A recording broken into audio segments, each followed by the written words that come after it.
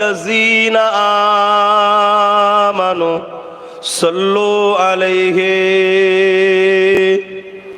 وسلموا تسليما اللهم صل على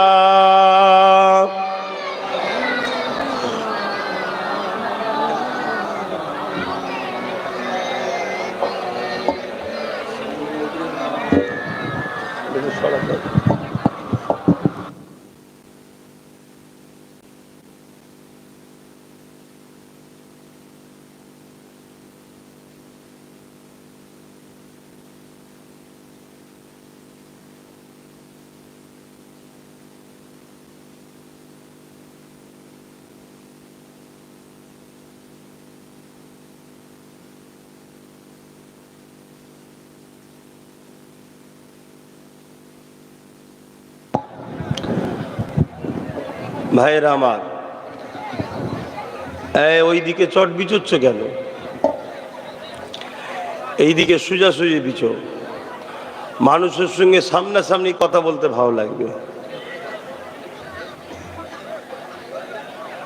সব মানুষগুলো যদি এই সোজাসুজি বসে, দেখতে কত ভালো লাগবে না? এটা তো দিন ইসলামের মাহফিলেরই সৌন্দর্য বাড়বে। এইটুকু তো বিবেক বুদ্ধি থাকা দরকার। কমিটি যারা আছে ওখানে যদি চট না থাকে বিছিয়ে দাও। ভাইয়েরা যারা আসছেন ডান দিকে নয়, ওই পিছনে পিছনে বসেন। কথা শুনতে হয়, তবেই তো মহব্বত। শুধু হই হই করলে তো হবে না। পুরো দুনিয়া জুড়ে কি চলছে সবই তো দেখতে পাচ্ছেন। এখন সবার হাতে অ্যান্ড্রয়েড মোবাইল। মোবাইল খুললেই তো চারিদিকে দেখুন না কি হচ্ছে। তো সেই জায়গাতে আপনারা যদি এখনো উদাসীন থাকেন, গাফিল থাকেন, তাহলে জানতে হবে আল্লাহর পক্ষ থেকেই আমাদের উপরে আযাব আসছে। আর আপনারা যদি সজাগ হন, পরিবর্তন হন, আশা রাখা যায় আল্লাহর সাহায্য আসবে ইনশাআল্লাহ।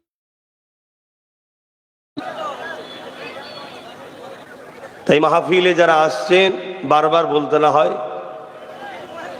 ওই পিছন দিকে চট বিছিয়ে দেন। ওই ভাইগুলো দাঁড়িয়ে আছে, ওই দিকে চট বিছান, বসতে দেন। আর এই পাড়ে যারা রয়েছেন পাড় থেকে নেমে আসেন। মা বোনেরা ওই দিকে আছে, আপনারা যখন জুটেছেন কেন? কত অভাদ্রপনা এগুলো, কত খারাপ কথা। আপনারা আমার ধর্মের মানুষ, এটা আমাদের ধর্মীয় কাজ। এখানটা যদি আমরা না বুঝি তো বুঝবে কে?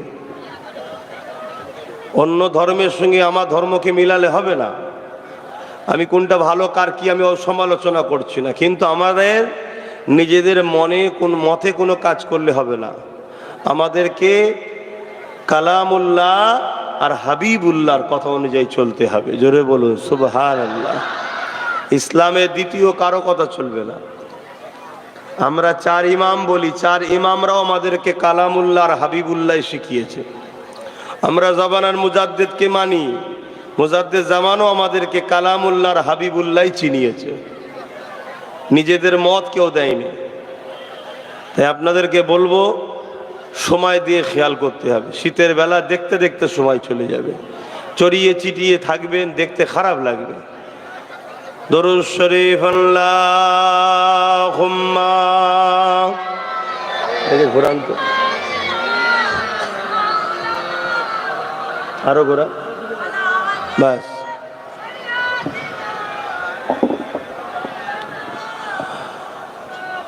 मेरे आँखों की बुदली में जलवा मोहम्मद का, मेरे दिल के आईने में नक्शा है मोहम्मद का। कोई जन्नत में जाएगा, कोई दोज़ख में पहुँचे, मदीने की तरफ दौड़े दीवाना मोहम्मद का अल्लाहुम्मा सल्ली अला।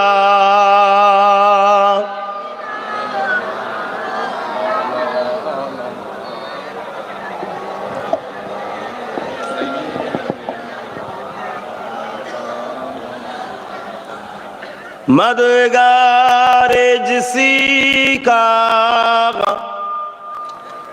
रसूले खुदा हो, उसे और हिम्मत का परवाह किया है। मदद को चले आएंगे कमली वाला, डूबते डूबते ही संभल जाएगा। अल्लाहुम्मा सल्ली अला।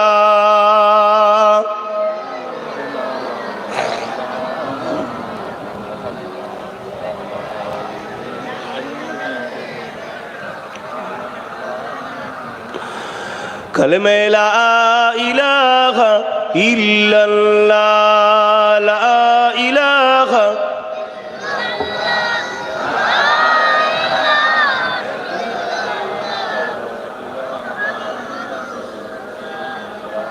এইসব মানুষগুলো আসছে, কমিটির লোকগুলো কোথায়? এদিকে চলে আসছে কেন? এদিকে কোথায় চলে আসবে? জন জঙ্গল হয়ে আছে। তোমরা ওখানে দাঁড়িয়ে আছো কেন ভাই? দেখতে খারাপ লাগছে না?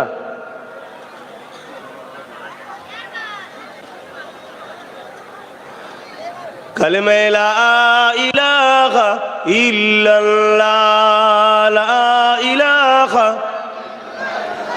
লা ইলাহা ইল্লাল্লাহ মুহাম্মাদুর রাসূলুল্লাহ।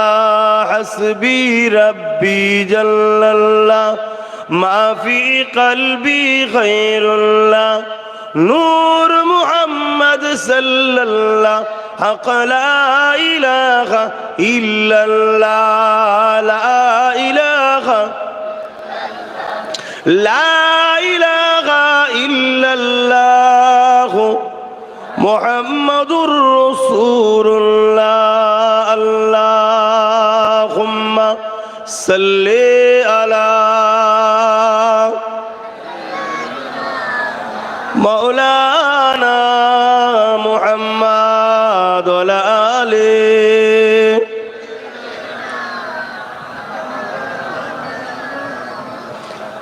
وقال الله تعالى في كلام المزيد والفرقان الحميد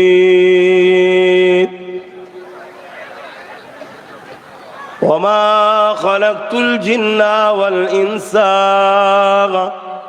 إلا ليعبدون।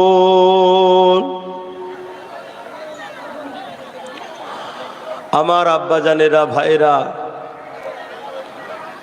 আমার নওজোয়ান তরুণেরা, যুবকেরা, পর্দার আড়ালে অবস্থিত আমাদের সকলের মা ও বোনেরা, আল্লাহ দরবারে শুকরিয়া। খোলা আকাশের নিচে এই দুপুরের সময় খাওয়া দাওয়ার পরে মানুষ একটু বিছানাতে কাইলুলা করে, আরবিতে যেটাকে বলা হয় রেস্ট নেয়। সব কিছু ছেড়ে দিয়ে খোলা আকাশের নিচে আপনারা হাজারো মানুষ এসে জমায়েত হয়েছেন। অবশ্যই এটা একটা প্রেমেরই পরিচয় দিচ্ছে। আল্লাহ এই প্রেমকে কবুল করুন, আল্লাহুম্মা আমিন। তবে এলোমেলো ভাবে না থেকে একটু গুছিয়ে ইসলামকে মানতে হবে। আপনাদের সামনে আমি কি আলোচনা করব, সংক্ষেপ সময়। দিন ইসলামের অনেক বড় ব্যাপার, তার মধ্যে থেকে গুটিগত কথা আল্লাহ যদি বলার তৌফিক দেন আপনাদের খেদমতে আলোচনা করব, কিন্তু আমার ওই ভাইগুলো কি শুনতে পাচ্ছে না যারা মোবাইলে এখনো ব্যস্ত আছে? আপনারা একে অপরে পাশে দেখুন, বারণ করুন। কেন এটা ধর্মসভা, একে ধর্মীয় ভাবে রাখুন, এটাকে অন্যর সাথে মিশিয়ে দেবেন না। আপনারা নিয়ে এসেছেন আমাকে ধর্মীয় আলোচনা করতে, তাই তো নাকি? তাহলে ধর্মের জায়গাটাকে ঠিক রাখুন। দেখছিলাম ব্যানারে আমার ছবি দিয়েছে, আমি বারণ করলাম, মনে হচ্ছে ফটো দিয়ে একটু ঢেকে দিয়েছে। এগুলো করবেন না। আমি কোনো রাজনীতির নেতা নয় যে এমএলএ মন্ত্রী এসছি আমার প্রোগ্রামে আমার ছবি দিতে হবে, ওটা রাজনীতির ক্ষেত্রে হয়। এসেছে এটা ধর্মসভায় দিনের আলোচনা করতে, অতএব সেই জায়গাগুলোকে অন্য জিনিসের সঙ্গে মিলিয়ে দিলে হবে না। হ্যাঁ, রাজনীতি করতে হবে, ওটা আলাদা পাঠ। ইসলাম ধর্মের বিষয়টা অনেক বড় বিষয়। একটা স্কুলে দেখবেন অনেক সিলেবাস পড়ানো হয়, অনেক কিছু সাবজেক্ট আছে। তাই ইসলামে অনেক সাবজেক্ট আছে, তার মধ্যে একটা সাবজেক্ট রাজনীতি আছে, আমিও জানি, কিন্তু সেটা ছোট বিষয় একটা। কিন্তু আজকের যে আলোচনাটা, এই আলোচনাটা কিন্তু অনেক বড় বিষয়। জোরে বলুন সুবহানাল্লাহ। আজ পুরো বিশ্বের দিকে যদি তাকায়, আমরা দেখতে পাচ্ছি সে আমেরিকা বলুন, ব্রিটেন বলুন, ইসরায়েল বলুন, ফ্রান্স বলুন, আর আমার দেশেই বলুন, সব জায়গাতেই যেন একটা ইসলাম ও মুসলমানদের বিরুদ্ধে একটা যেন হই হই চলছে। ঠিক না বেঠিক? কিন্তু আপনাদের জানা দরকার, এটা নতুন নয়। এ ধরনের মাঝে মাঝে মাথা চারা দেয়, তারা চেষ্টা করে ইসলামকে মিটিয়ে দেব, বারবার চেষ্টা করেছে। তবে আলহামদুলিল্লাহ, যারাই মিটাতে গেছে আল্লাহ তাদের মিটিয়েছে, ইসলাম আজও আছে। জোরে বলুন সুবহানাল্লাহ।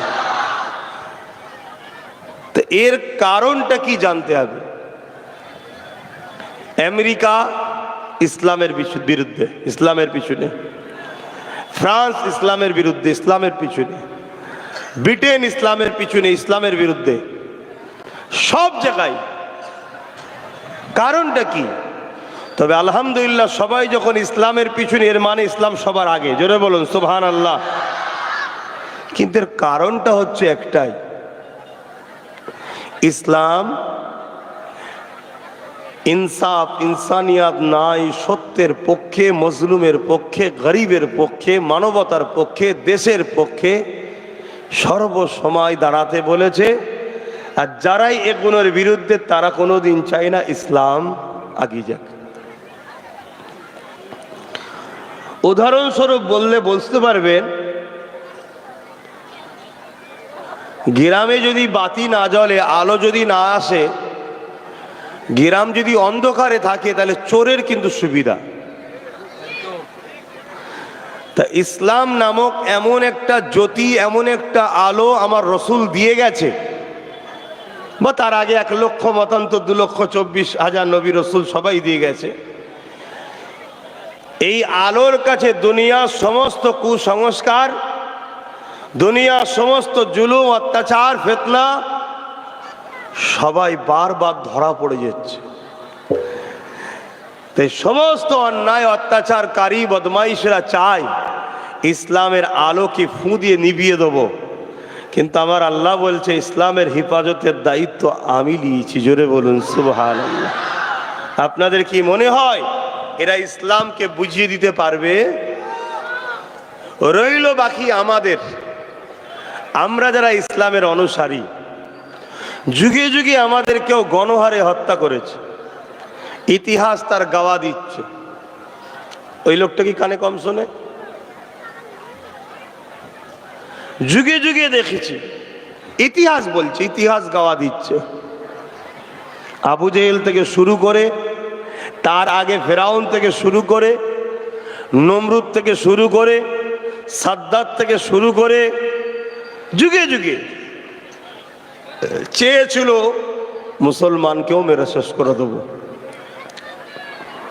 হ্যাঁ, হয়তো অনেক আমার ভাই শহীদ হয়েছে, কিন্তু আলহামদুলিল্লাহ আজও 250 কোটির কাছাকাছি মানুষ মুসলমান আছে। জোরে বলুন সুবহান।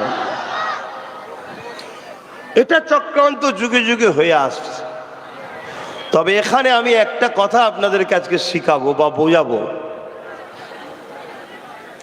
যতবার ইসলামের বিরুদ্ধে ইসলাম বিদ্বেষীরা লেগেছে ততবারই কিন্তু জালিমদের সংখ্যা বেশি ছিল, ইসলামের অনুসারীদের সংখ্যা কমই ছিল। ততবারই ইসলাম বিদ্বেষীদের হাতে পাওয়ার ছিল, সে ম্যান পাওয়ার হোক, অস্ত্র পাওয়ার হোক। ওইটাই ছেড়ে কি করছে, ওই যে মাথা চুল করছে, যে তোমরা যদি খেয়াল না করো আমি এরম করে যাবো। আনেবি বসেন বাপ, এরম ভাবে বসতে নেই। তোমরা যদি খেয়াল না করো আমি কিন্তু এই করে যাবো, টাইম হবে নেবে চলে যাবো। সোজাসুজি কথা। তোমাদেরও খেয়াল রাখতে হবে, তোমরা ভালোবাসো তো আমাকে, তোমরা খেয়াল রাখো। ভদ্রভাবে বলো, একবার দুবার তিনবার শোনে নে, তাহলে যে ভাষায় বোঝে সে ভাষায় বুঝিয়ে দাও, কোনো অসুবিধে নেই। কেন আমাদের মধ্যে কিছু মুনাফেক থাকে, কথা বুঝে আসছে। শুনবে না যখন তিনবার বলবে, কিন্তু ভালো ভাষা, এটা নিয়ম ইসলামের। যখন বুঝবে না ভালো ভাষায় বুঝাবে, কোনো অসুবিধে নেই। পারমিশন দিয়ে দিলাম, কোনো অসুবিধে কি আর বাকি আছে, সব তো হয়ে গেছে। পুরো দুনিয়া কাপড় খুলে নাচছে, সেখানে একটু যদি আমরা একটু হকের ওপরে করা হয় তো অসুবিধা কি আছে?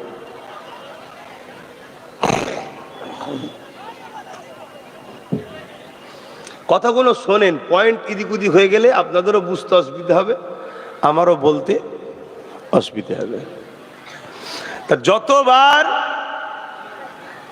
ইসলাম বিদ্বেষীরা, সন্ত্রাসেরা, আতঙ্কবাদীরা, জঙ্গিরা, সমাজ বিরোধীরা, মানবতা বিরোধীরা, সভ্যতা বিরোধীরা, অসভ্য বর্বর যারা, যারা নারী দেহ শোষণ পছন্দ করে, যারা মা বাপকে বৃদ্ধাশ্রমে দিয়া পছন্দ করে, যারা সমাজকে প্রতারণা করে লুটে পুটে খাওয়া পছন্দ করে, যত 2 নম্বর চিটিংবাজগুলো সব ইসলামের বিরুদ্ধে।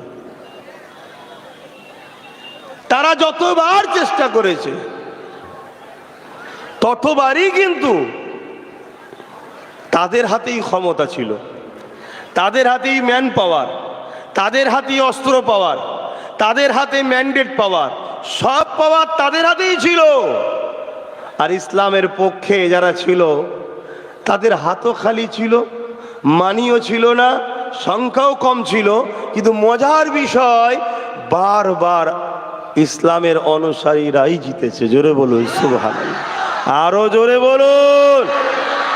কুছ তো বাত হ্যায়, কিছু তো ব্যাপার আছে, ঠিক না বেটি? মিডিয়াগুলো খুলে দেখুন, তেলের দাম বাড়ছে, আদা রসুনের দাম বাড়ছে, নিত্য প্রয়োজনীয় জিনিসের দাম বাড়ছে, চায়না দেশকে দখল করে নিচ্ছে, এসব নিয়ে চর্চা নেই। মিডিয়া খুলে দেখুন, মসজিদ মাদ্রাসা মুসলমান কোরআন, মসজিদ মাদ্রাসা মুসলমান কোরআন, মসজিদ মাদ্রাসা মুসলমান কোরআন। কিছু তো একটা ব্যাপার আছে, আমাদের না হলে পেটও চলছে না, কিছু তো একটা ব্যাপার আছে। কি আছে? না না, সব থাকার পরও পরাজিত হয়, আর কিছু না থাকার পরও জেতে। কারণটা কি? তারা রিসার্চ করে দেখেছে আমাদের কাছে ম্যান পাওয়ার ইসলামের অনুসারীদের কাছে নেই, মানি পাওয়ার আমাদের কাছে ইসলামের অনুসারীদের কাছে নেই, মাসুল পাওয়ার, অস্ত্র পাওয়ার, সব পাওয়ার আমাদের কাছে, ওদের কাছে নেই। কিন্তু ওদের কাছে একটা পাওয়ার আছে, ওই পাওয়ারের কাছে পারমাণবিক শক্তি থাকার পরও মাথা হ্যাট করতে বাধ্য হয়েছে। তার নমুনা হলো আমেরিকা। এই রিসেন্ট মাথা হ্যাট করেছে, জানেন তো নাকি? ওই পাওয়ারটা কি পাওয়ার? ওই পাওয়ারটা হলো ঈমান, সিনার পাওয়ার। জোরে বলুন সুবহানাল্লাহ।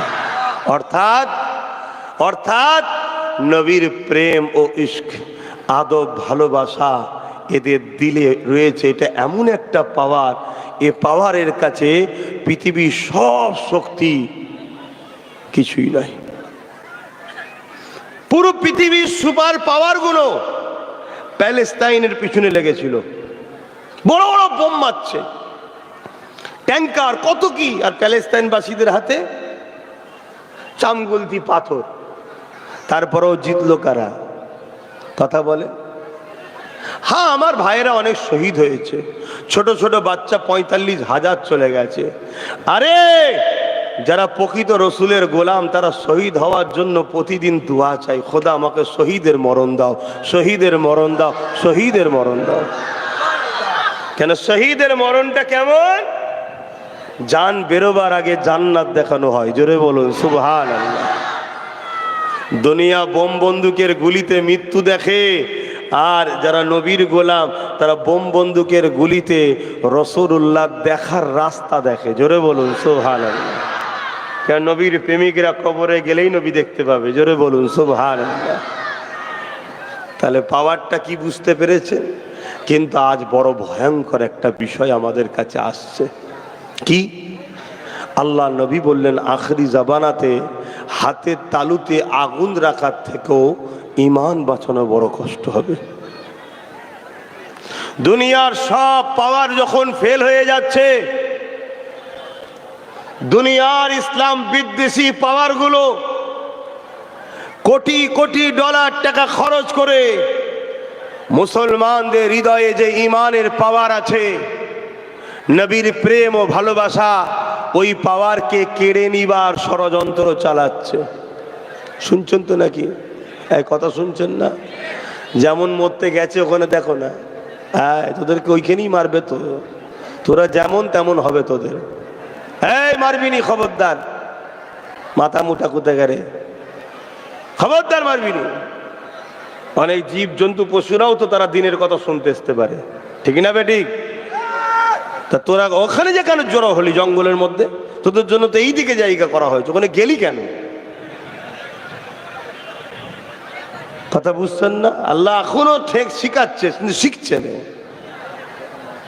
মনে রাখবে, আল্লাহ যখন পাকড়াও করবে তখন কিন্তু লাফালাফি করেও আর ছাড় পাবে না। হাতে সময় থাকতে থাকতে ওই দিকে যে ভিড় করুনি, জঙ্গল টঙ্গলে ভিড় করুনি, এই দিকে চলে আসো, এদিকে চলে আসো। সবার বাঁচার অধিকার আছে, যে যার জায়গায় থাকবে। তুমি জঙ্গলে গিয়ে তাকে যে ডিস্টার্ব করবে, এটা তো তোমার অন্যায়, এটা তো তোমার অন্যায়।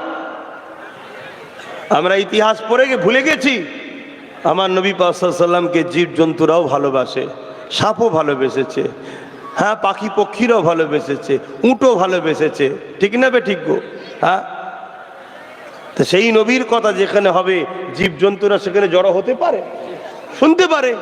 তুমি যে সব জায়গা দখল করে নেবে, তাদেরকে একটু জায়গা দেবে না? দেখুন ভাই, সময় নষ্ট হয়ে যাচ্ছে। আমি কমিটির ছেলেগুলোকে কি বলবো, এরা ভুল করছে। তো যাক, আমি আলোচনার দিকে যাচ্ছি, কারণ যে কজন শুনছে শোনা দরকার, ঠিক না বেটি? তো বড় বড় বোম তৈরি করে, কামান তৈরি করে, পারমাণবিক শক্তি তৈরি করে, সবকিছু করার পরও ইসলাম ও ইসলামের অনুসারীদেরকে মিটানো যাচ্ছে না। তা কি করতে হবে? এদের মধ্যে থেকে যে সিনার পাওয়ার আছে, যেটাকে ঈমান বলা হয়, ওই ঈমানটাকে কেড়ে নাও। কাটতে গেলে কি করতে হবে? এদের পিছনে টাকা খরচ করো, গান দাও, যাত্রা দাও, মেলা দাও, সিনেমা দাও, জুয়া দাও, সুদ দাও, ঘুষ দাও। এদেরকে আল্লাহ রসুলের রাস্তা থেকে সরিয়ে দাও। এরপরেও কিন্তু এক শ্রেণীর যুবক ছেলে বাপ মারা আছে, তারা গান, জুয়া, সিনেমা, যাত্রায় যায় না, আছে না নাই? তো ওইগুলোকে কি করে শেষ করব? কারণ ইসলামে তো সংখ্যা লাগে না, এক মঈনুদ্দিন আজমিরি যথেষ্ট। জোরে বলুন সুবহানাল্লাহ। কি যথেষ্ট না? যথেষ্ট না? হ্যাঁ, এক মুজাদ্দিদ আল-পেসানি, হতভাগা আকবর লেগেছিল তিনার বিরুদ্ধে, মুজাদ্দিদ আল-পেসানি একাই যথেষ্ট। জোরে বলুন সুবহানাল্লাহ। এই যে গুটি কতক হলো যে যাচ্ছে না, এইগুলো কি করে শেষ করা যায়? তখন তারা প্ল্যান পরিকল্পনা তৈরি করলো যে আমরা অর্থ দিচ্ছি, তোমরা মাদ্রাসা করো, ওই মাদ্রাসায় নামাজ শিখাও, রোজা শিখাও, দাড়ি শিখাও, হজ শিখাও, সব শিখাও, শুধু নবীর প্রেম ও আদবটাকে খাটো করো। এই শুনছেন না শোনেন না? কিভাবে বেঈমান বানাচ্ছে দেখেছেন? ওই সিনার পাওয়ার কেড়ে নিচ্ছে। আজ থেকে চেষ্টা করো, একটা দিন কোটি কোটি ছোট ছোট বাচ্চারা আলেম হচ্ছে, তাদেরকে উস্তাদ যেটা শিখাবে সেটি শিখবে। তো কোটি কোটি আলেম একটা দিন বেরোবে, যারা নামাজের কথা বলবে, রোজার কথা বলবে, হজের কথা বলবে, দাড়ির কথা বলবে, টুপির কথা বলবে, সব বলবে, মোহাম্মদ রসুলকে শুধু কেড়ে নেবে উম্মতের দিল থেকে। তাহলে কোটি কোটি উলামা যখন লেগে যাবে আমাদের সিনা থেকে নবীর প্রেম বার করার, তখন আমাদের সিনা থেকে পাওয়ারটা চলে যাবে না? যাবে না? আর যখন চলে যাবে, যারা ইসলামকে মিটাতে চাইছে, ইসলামকে মিটাতে না পারলেও আমাদেরকে মিটিয়ে দেবে না? দেবে না? কথা মাথায় ঢুকছে না? ঢোকেনি? আল্লাহ নবী তাই বললেন, আখরি জামানায় হাতের তালুতে আগুন রাখার থেকেও ইমান বাঁচানো, জোরে বলুন, কঠিন হবে। কেউ হাতের তালুতে আগুন রাখতে পারবেন? ওর থেকেও কঠিন হলো ইমান বাঁচানো। খুব মন দিয়ে শোনো যুবকরা, ওর থেকেও কঠিন কি? ইমান বাঁচানো। কেননা নবী আমার জানালেন, আমার উম্মত দাবিদারদের মধ্যে থেকে ৭৩ দলে বিভক্ত হবে, ৭২ দল জাহান্নামী হয়ে যাবে, একটি দল মাত্র জান্নাতি হবে। ইয়া রাসূলুল্লাহ, হাবিবাল্লাহ, ওই ৭২ দলে কি নামাজ, রোজা, দাড়ি, টুপি, হজ, যাকাত থাকবে না? আল্লাহ নবী বললেন সব থাকবে। উপরন্তু বুখারীতে নবী সাহাবাদেরকে বলেছে, তারা এত সুন্দর কিরাত পড়বে, কোরআন তেলাওয়াত করবে। এ সাহাবারা, তোমাদের কোরআন তেলাওয়াত তাদের তেলাওয়াতের সঙ্গে কম্পেয়ার করলে মনে হবে তাদেরটা শ্রেষ্ঠ, সাহাবা তোমাদেরটা তুচ্ছ মনে হবে। কিন্তু আমি রাসূলুল্লাহ বলে যাই, তাদের সব থাকার পরও দিন থেকে তারা বেরিয়ে যাবে যেমন তীর ধনুক থেকে তীর বেরিয়ে যায়।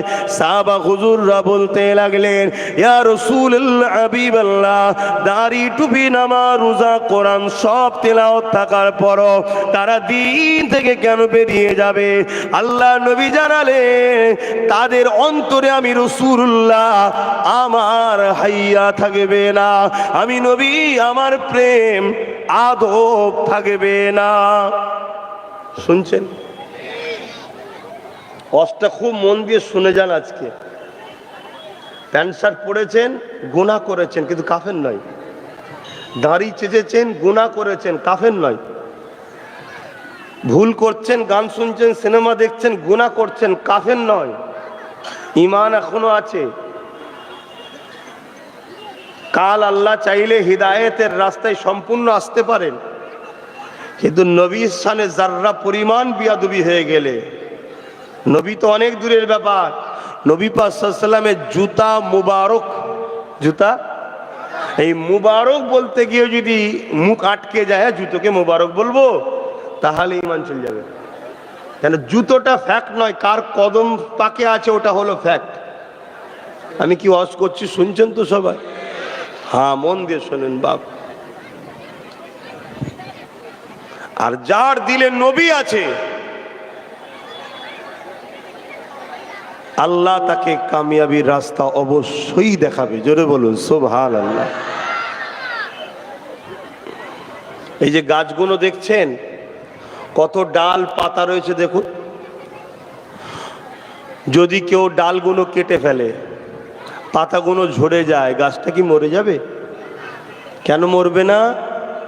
আমি একটু ভূমিকাটা দিয়ে নি, তারপর আরো আলোচনায় যাব। একটু সরাসরি দেন, কেন মরবে না? ওর মূল আছে। মূলটা কোথায় থাকে? মাটির নিচে। তার মানে মূলটা হলো দামি জিনিস, দামি জিনিস সেফটিতে থাকে। ডাল কাটলে লোক কিন্তু সমালোচনা করবে, এই ডাল কাটছিস কেন, দেখা যাচ্ছে, কিন্তু ডাল কাটার পরেও কিন্তু বেঁচে থাকবে। মূল ঠিক থাকার জন্য দেরি হলো, আবার ডাল গজাবে, আবার পাতা গজাবে। কিন্তু আর একটা গাছ, যে গাছের ডালপালা কেউ কাটেনি, কিন্তু গাছের দরদি সে যে গাছের গোড়ায় বসে গরম পানি দিয়ে মূলটাকে মেরে দিচ্ছে। ও গাছটা একেবারের মতো শেষ, আর বাঁচবে কোনোদিন? পাতাটা তার কোনোদিন ডালপালা কাজে লাগবে? সব শেষ। তো এই গাছটা হলাম আমরা, ডালপালা হলো নামাজ, রোজা, দাঁড়ি, টুপি, হজ, যাকাত, এগুলো। এগুলোর ওপরে কেউ বললি কিন্তু দেখা যায়, তাই এগুলোকে কেউ কাটতে যাচ্ছে না। মোনাফেকরা গাছের দরদি সেজে, আমাদের দরদি সেজে, ইসলামের দুশ্মনদের টেকালিয়ে আমাদের সঙ্গে বসে ওই মূলটা হলো আমাদের ঈমান, ওখানে গরম পানি দিচ্ছে। তার মানে আমার নবীর শানকে ছোট করছে, আমার নবীর প্রেম ভালোবাসা আমাদের থেকে কেড়ে নিচ্ছে। কেন? আমি আবার একবার রিপিট করছি, আমাদের দিলে যদি নবীর প্রেম ভালোবাসা থাকে, পৃথিবীর কোনো শক্তি নেই আমাদের মিটাতে পারবে। জোরে বলো সুবহানাল্লাহ। আমরা সবাই বলি আল্লাহ আপনার রহমত ছাড়া বাঁচা যাবে না।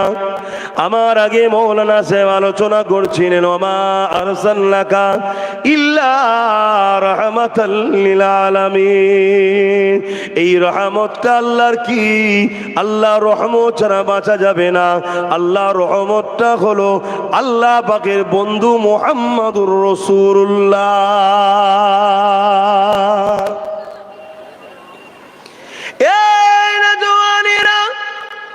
নবী ছাড়া জিন্দেগির কোন জায়গায় সফলতা নাই। নবীর প্রেম আদব হৃদয়ে না রেখে কোন জায়গাতে আমি আপনি কামিয়াবি হতে পারবো না। দুনিয়াতেও কামিয়াবি নাই, আখিরাতেও কামিয়াবি নাই। এই নবী পাকের প্রেম আদব হৃদয়ের মধ্যে রাখুন, নবীকে প্রেম করুন, ভালোবাসুন। কিন্তু আজ বড় দুঃখের বিষয়, পৃথিবী জুড়ে ৭২টা দল তৈরি হয়েছে, যাদের আকীদাতে নামাজ আছে, রোজা আছে, হজ আছে, যাকাত আছে, দান খায়রাত রয়েছে, কিন্তু তাদের মধ্যে আমার রাসূলুল্লাহর আলোচনা নাই, নবী পাকের শান মর্যাদার কথা নাই। তারা আমার নবীর মেরাজের কথা উম্মতকে শোনাতে চায় না। উপরন্তু মেরাজটাকে বলে বানাওটি ঘটনা। বলুন নাউজুবিল্লাহ। মেরাজ কি এমনি বানাটি ঘটনা? এই কথা যেই বলবে যে মেরাজটা মিথ্যা কথা, বানাটি ঘটনা, এ উম্মতের আর ঈমান থাকবে? তাহলে কি পলিসি চলছে বুঝতে পারছেন? এই জায়গাটা ঠিক করুন, এই জায়গাটাকে পাকাপুক্ত করুন, তাহলে দেখবেন আপনার লাইফ আস্তে আস্তে চেঞ্জ হচ্ছে, আপনার মধ্যে পরিবর্তন আসছে। আপনি দেখবেন কারো মাল ঝেড়ে খাবেন না, চিটিংবাজি করবেন না, মিথ্যা বলবেন না, ধোঁকা দেবেন না, প্রতারণা করবেন না। কেন? আপনি যখন রসুলকে ভালোবাসবেন, আপনার দিল আস্তে আস্তে বলবে আমার ভালোবাসা এটাকে পছন্দ করে না, আমি করব না। শুনছেন তো?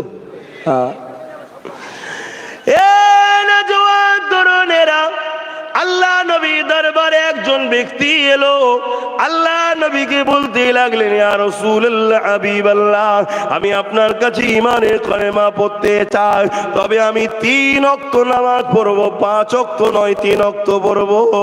আল্লাহ নবী বললেন, ঠিক আছে, তুমি 3 ওয়াক্তই পড়বে, আগে কলমা তো পড়ো। এটা নবীর জন্য ছাড়, আমাদের জন্য চলবে না। কারণ নবী হলো শরিয়াত, নবী হলো দ্বীন, নবী পাকের লাইফ স্টাইলটাই হলো কোরআন। এ নওজওয়ান তরুণেরা, আল্লাহ নবীর হাতে হাত দিয়ে ওই ব্যক্তিটা কলেমা পড়ে সাহাবী হয়ে গেলেন। দীর্ঘ 2-10 বছর কেটে যাবার পর একদিন ওই সাহাবীটাকে আর একজন সাহাবী জিজ্ঞাসা করতে লেগেছে, ভাই আপনি কয় রাকাত নামাজ পড়েন? ওই সময় এই সাহাবীটা বলে, আমি কলেমা যেদিন থেকে পরিচয় দিন থেকে 5 ওয়াক্ত নামাজ পড়ি এবং তাহাজ্জুদ আল্লাহ পড়ায়। বললেন, কেন আপনি 3 ওয়াক্ত পড়লেন না কেন? নবী তো আপনাকে 3 ওয়াক্ত পড়ার ছাড় দিয়েছে। ওই সাহাবীটা বলতে লাগলেন, কি করে আমি 3 ওয়াক্ত পড়তে পারি? আমি জিনাকে ভালোবাসি, তিনি 5 ওয়াক্ত পড়বে, আমি 3 ওয়াক্ত পড়বো, এটা কেমন হয়? আমার মাহবুব ভালোবাসা, তিনি যখন 5 ওয়াক্ত পড়ে, আমিও 5 ওয়াক্ত পড়ি।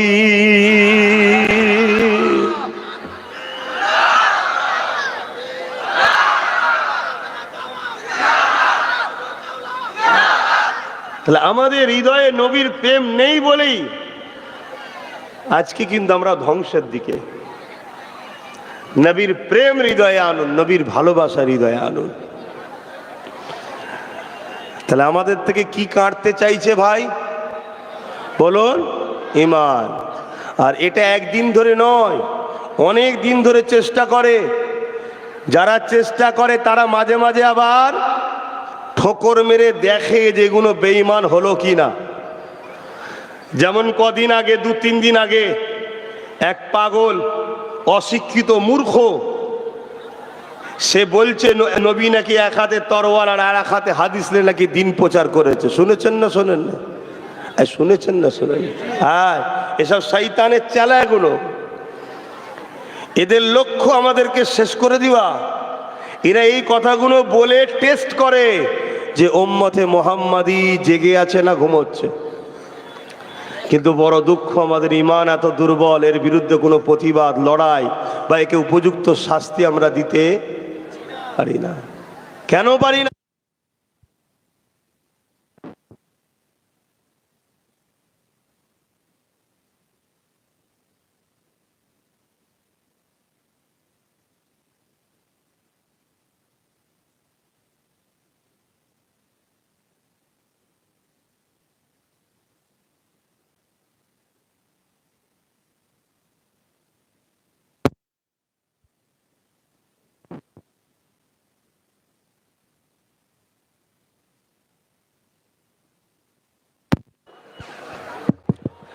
আমি দূরে দূরে মাহফিল খুব কম যাই ভাই, কথা বুঝে আসছে?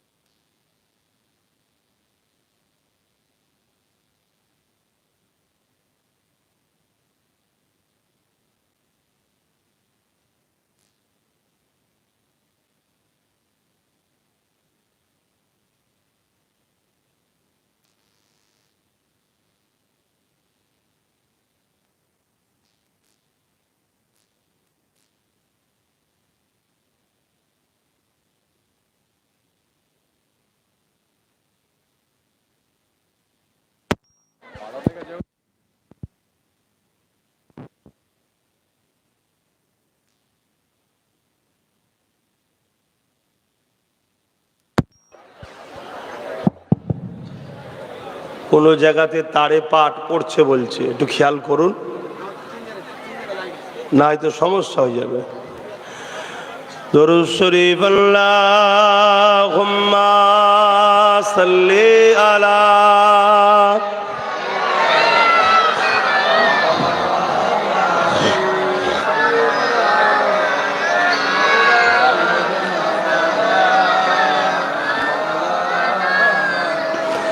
মুসলমান ঘরে ছেলেমেয়েরা, তরুণেরা, বাপেরা, ইমানদার কখনো আল্লাহ ছাড়া অন্য কাউকে ভয় করবে না। এ নওজোয়ান তরুণেরা, আল্লাহকে যারা ভয় করবে ফায়দা কি হবে? ওয়ালিমান খাফা মাকাম রাব্বিহি জান্নাতান, সূরা রহমানের মধ্যে আল্লাহ জানান, এ দুনিয়ার মানুষের আমি আল্লাহ আমাকে যারা ভয় করবে আমি আল্লাহ তাদেরকে দুটো দুটো জান্নাত দেব। আর আল্লাহকে যারা ভয় করবে তাদেরকে দুনিয়ার প্রত্যেকটা জালিমরাই ভয় করবে।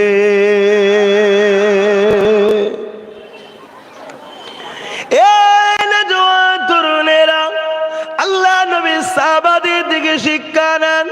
সাহাবা হুজুরদের ঈমান কেমন ছিল, আল্লাহ নবীর উপরে কত মুহাব্বত ভালোবাসা ছিল।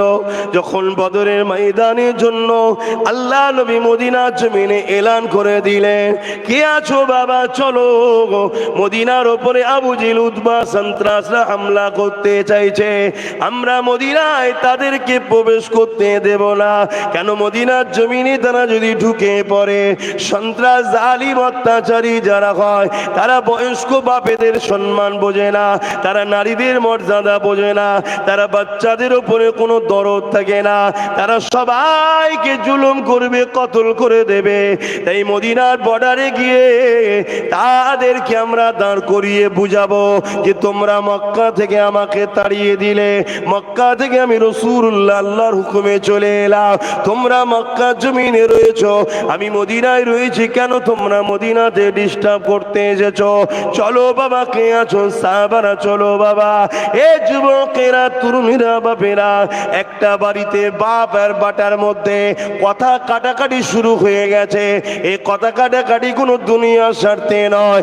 বাপ বলতে লেগেছে, বাবা ছেলে তুমি ঘরে থাকো, সংসার দেখো, আমি রাসূলুল্লাহর সঙ্গে ওই আবু জেহেল বাহিনীর ডিফেন্সে আগিয়ে যাব।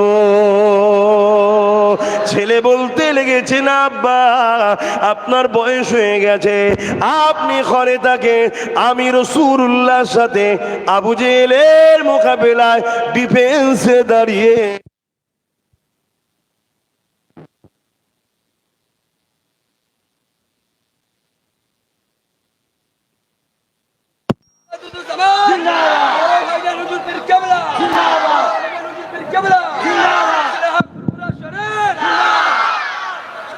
দরুদ শরীফ আল্লাহুম্মা সাল্লি আলা।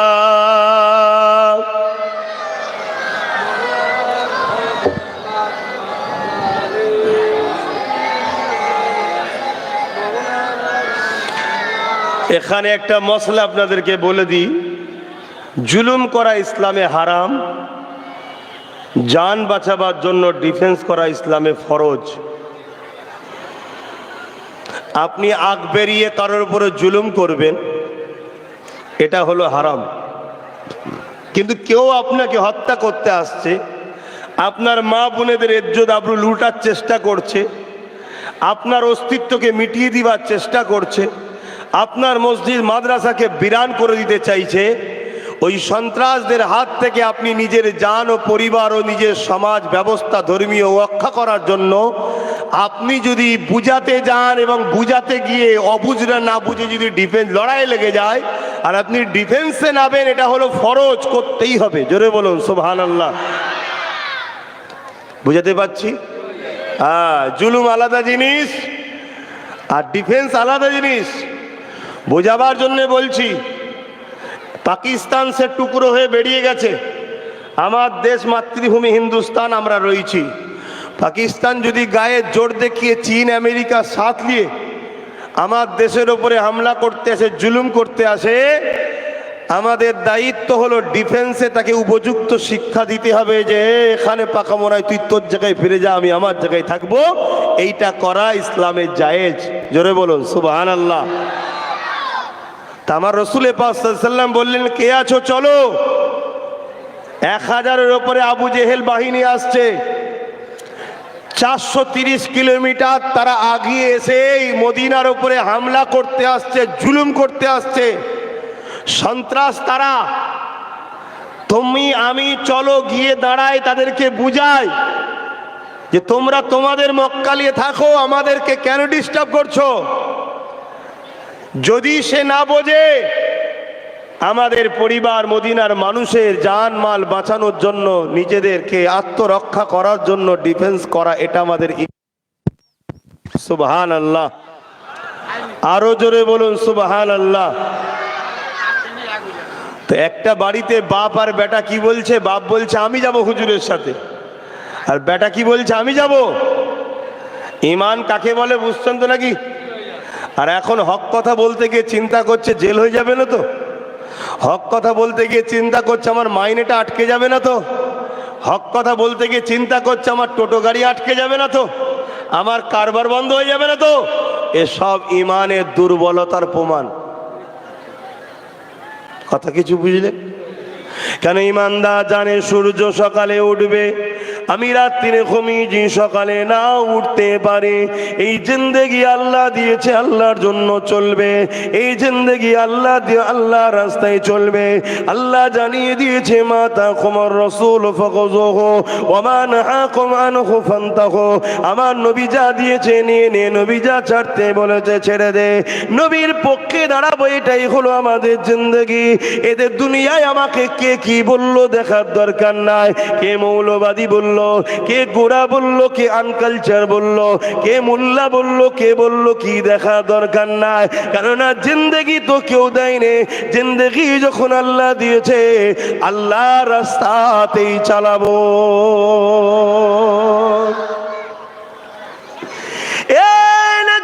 তরুণেরা, এই বাপ আর বেটার কথাটা আল্লাহ নবীর কাছে চলে এলো। আল্লাহ নবীর কাছে বিচার এসে গেল। বাপ বলতে লেগেছে আর রাসূলুল্লাহ, হাবিবাল্লাহ, আমি আমার ছেলেকে বলছি ঘরে থাকতে, ও থাকতে চাইছে না, ও আপনার সঙ্গে যেতে চাইছে। হুজুর আপনি আমাকে ইজাজত দেন, ছেলেকে ঘরে থাকার জন্য ইজাজত দেন। ছেলে বলছে না ইয়া রাসূলুল্লাহ। কেন? আবু জেহেল 1000-এর উপরে, তাদের হাতে অস্ত্র তরোয়াল রয়েছে, তীর বল্লম রয়েছে। ইয়া রাসূলুল্লাহ আমাদের সংখ্যা অনেক কম, আমাদের তো কেউ কিছুই হাতে নাই। তাই হুজুর আমি যুবক ছেলে, আমাকে ইজাজত দেন। বাপ মুরব্বী মানুষ ঘরে থাকো। আল্লাহ নবী বড় খুশি হয়ে গেলেন। সাহাবাদের এই আল্লাহর রাহে হকের পক্ষে জীবন বলিদানের কথা দেখে রাসূলুল্লাহ বড় খুশি হলেন। আল্লাহ নবী বললেন আমার সাহাবারে, এ মুরব্বী সাহাবী, তোমার ছেলে ঠিক বলছে বাবা, তুমি ঘরে চলে যাও, তোমার বয়স হয়েছে। যুবককে যেতে দাও, যুবককে যেতে দাও। যুবক বড় খুশি হয়ে গেল। আর মুরব্বী বাপটা আসমানের দিকে মুখ করে বলছে আল্লাহ কেন আমার বয়সটা হয়ে গেল? না আমি রাসূলুল্লাহর সাথে না ইনসাফ গরিবের পক্ষে দাঁড়াতে পারতাম।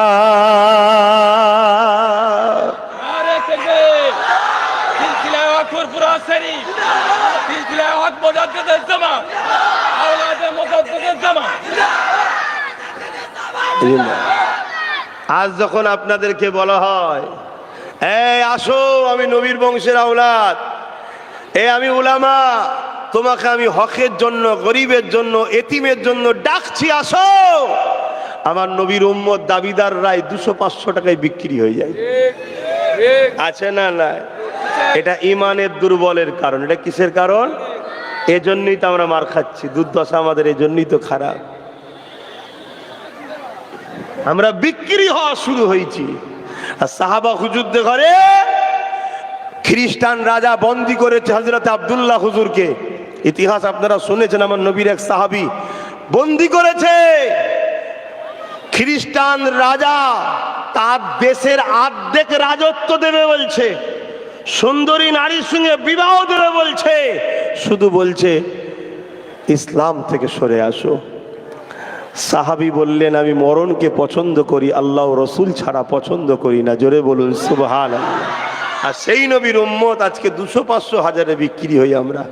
তাহলে আমাদেরকে মারবে না, লুটবে না, আমার মসজিদের উপর আঘাত দেবে না, আমার ওয়াকাফকে লুটবে না, তো কাদেরকে লুটবে ভাই? আমাদেরই তো কর্মের ফল। তবে আল্লাহ তার ঘরের তো হিফাজত করবে ইনশাল্লাহ। কিন্তু আমরা আল্লাহর পক্ষে যখন নয়, আল্লাহ আমাদের রাখবে কেন? বাজার থেকে ধরুন বোঝাবার জন্য বলছি, একটা কিছু কিনে আনলেন, ধরুন এটা পাখা কিনেছেন, এই গরম আসছে, পাখা কিনেছেন, কি জন্য কিনেছেন? উদ্দেশ্য কি? হাওয়া খাবেন। ঘরে দেখছেন পাখা চলছেন, ওই পাখাটা আপনি নেবেন, রাখবেন?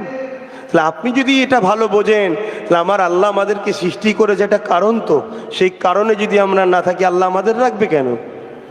বলুন, আল্লাহ কেন রাখবে? তো এখনো সময় আছে, যুবকেরা পরিবর্তন হয়ে যান। আল্লাহ নবী সাহাবাদের দেখে আদর্শ জীবন গড়ুন।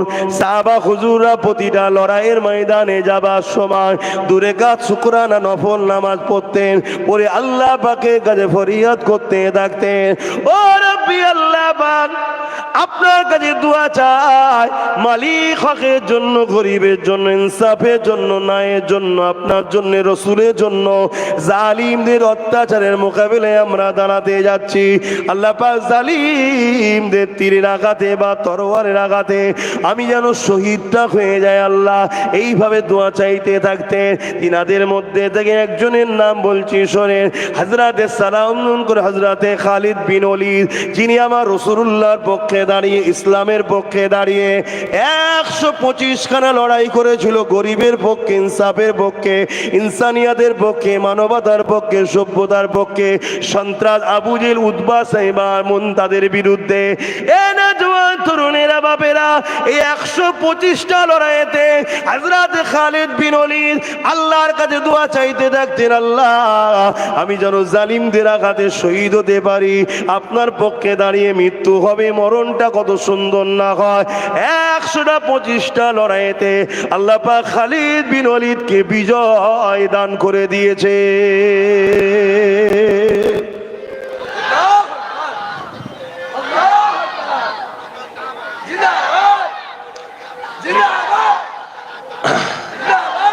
আবার এই সব ওয়াজ করলে অনেক ইসলাম বিদ্বেষীদের অ্যালার্জি হয়, আর আমাদেরও মোল্লা মৌলী সাহেবরা এসব ওয়াজ বন্ধ করে দিয়েছে।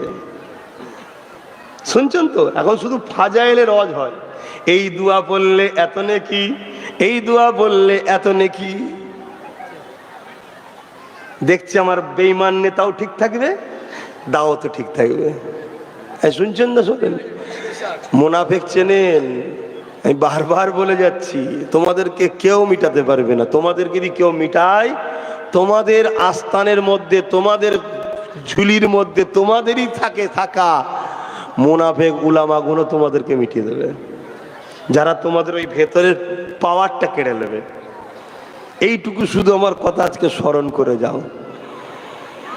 আমার কথা খারাপ লাগছে নাকি কারো? আমি বাঁচাবার চেষ্টাই বুঝাচ্ছি, দেখো যদি নিতে পারো। কেননা ইতিহাসের পাতা সাক্ষী দেয়, আল্লাহ নবী নূহ নবীর হাতে হাত দিয়ে আবু বকর সিদ্দিক ইসলামের মধ্যে আসলেন, আমার নবী দ্বীনের মধ্যে আসলেন। অপরদিকে আব্দুল্লাহ ইবনে উবাই, সেও নবী পাকের হাতে হাত দিয়ে দ্বীনের মধ্যে আসলো। বলল, হযরতে আবু বকর সিদ্দিকী দাড়ি টুপি জুব্বা পাগড়ি ছিল, আব্দুল্লাহ ইবনে উবাইও দাড়ি টুপি জুব্বা পাগড়ি ছিল।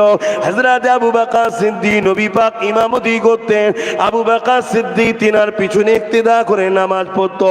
আব্দুল্লাহ ইবনে উবাইও নবী ইক্তেদা করতো, তিনার পিছনে নামাজ পড়তেন। এ যুবকের, আবু বকর সিদ্দিক নবীর সঙ্গে হজ করেছে, আব্দুল্লাহ ইবনে উবাইও নবীর সঙ্গে হজ করেছে। আবু বকর সিদ্দিক নবীর সঙ্গে জিহাদের ময়দানে গেছে, আব্দুল্লাহ ইবনে উবাইও গেছে। হযরত আবু বকর সিদ্দিক নবীর কদমে দান করেছে, আব্দুল্লাহ ইবনে উবাইও দান করেছে। কিন্তু বিষয় হলো এটাই, আব্দুল্লাহ ইবনে উবাই জাহান্নামী ঘোষণা হয়েছে কোরআনে, আর আবু বকর সিদ্দিক দুনিয়া থেকে জান্নাতে সার্টিফিকেট পেয়েছে।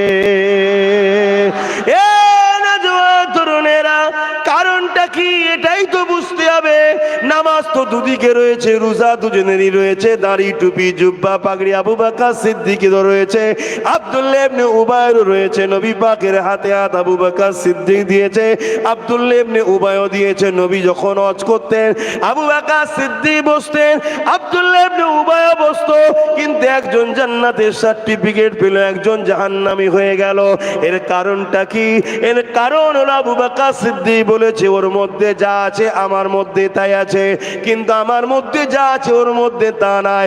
ওর নামাজ আছে, আমি আবু বকরের রয়েছে, ওর রোজা আছে আমারও আছে, ওর হজ আছে আমারও আছে, ওর দাড়ি টুপি পাগড়ি রয়েছে আমারও রয়েছে, এই দিক দিয়ে ওর যা আছে আমারও তাই আছে। কিন্তু আমি আবু বকর, আমার হৃদয়ে কালবে আল্লাহ নবীর প্রেম আদব রয়েছে, যেটা আব্দুল্লাহ ইবনে উবাইয়ের নাই। ও মুনাফিক, এজন্যে জাহান্নামী। আর আমি আবু বকর নবীর প্রেম আদব থাকায় জান্নাতি হয়ে গেছি।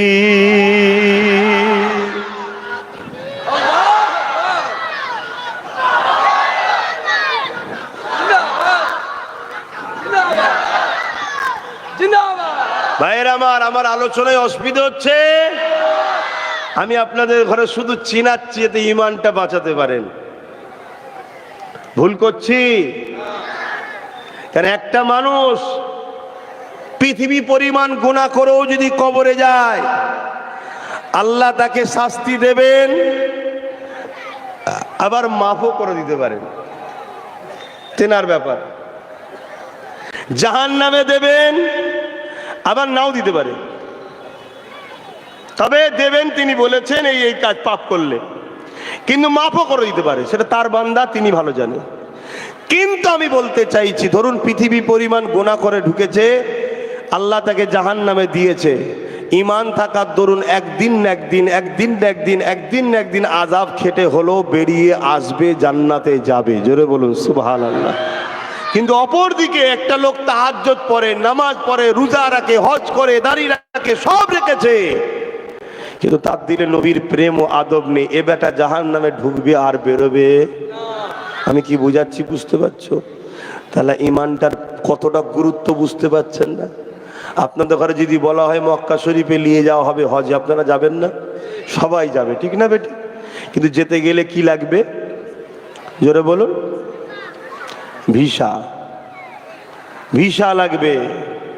তো দুনিয়ায় এক দেশ থেকে আর এক দেশে যেতে গেলে ভিসা লাগে। পাসপোর্টে একটা স্ট্যাম্প থাকে, তাই তো নাকি? এটা ভিসা। তো দুনিয়ায় যদি এই সিস্টেম হয়, তো দুনিয়ার দেশ থেকে জান্নাতের দেশে যাবেন, ওখানে ভিসা লাগবে না? ওই ভিসাটা হলো এখানে আপনার স্ট্যাম্প লাগাতে হবে মুহাম্মদ রসুলের প্রেম ও আদবের। জোরে বলুন সুবহানাল্লাহ। এটা যার নেই তার কিচ্ছু দাম নেই। এরপরে কেউ নামাজ পড়েছে, রোজা রেখেছে, হজ করেছে, দাড়ি রেখেছে, টুপি রেখেছে, দান খায়রাত করেছে, জান্নাতে সে উঁচু মাকাম পেতে থাকবে।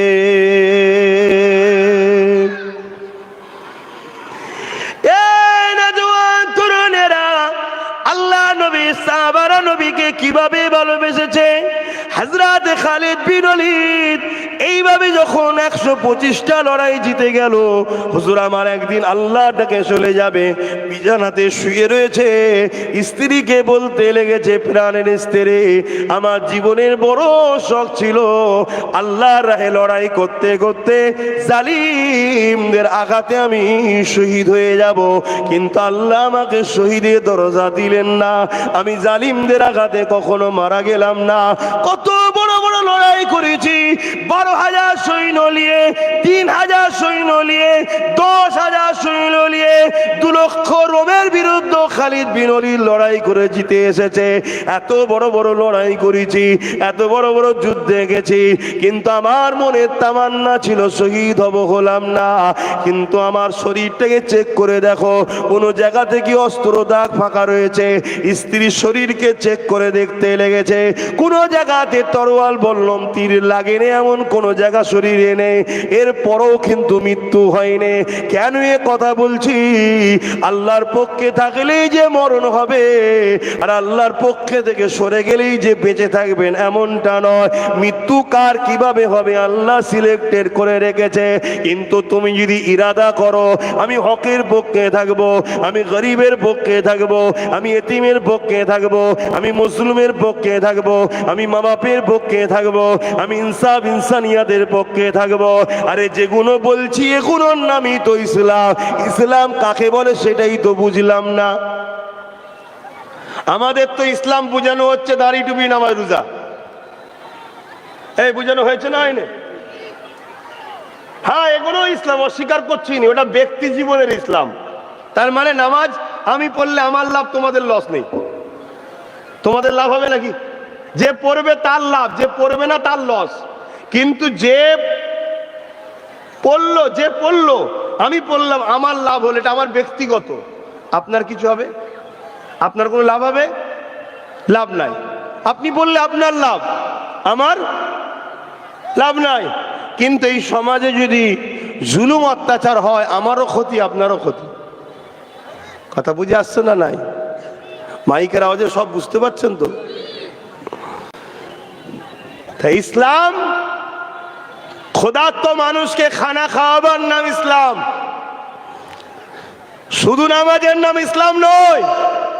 হ্যাঁ, নামাজ যেমন ইসলামের একটা অধ্যায়, ঠিক তেমন ক্ষুধার্ত মানুষকে খানা খাওয়ানো এটা অনেক বড় একটা অধ্যায়। জোরে বলুন সুবহানাল্লাহ।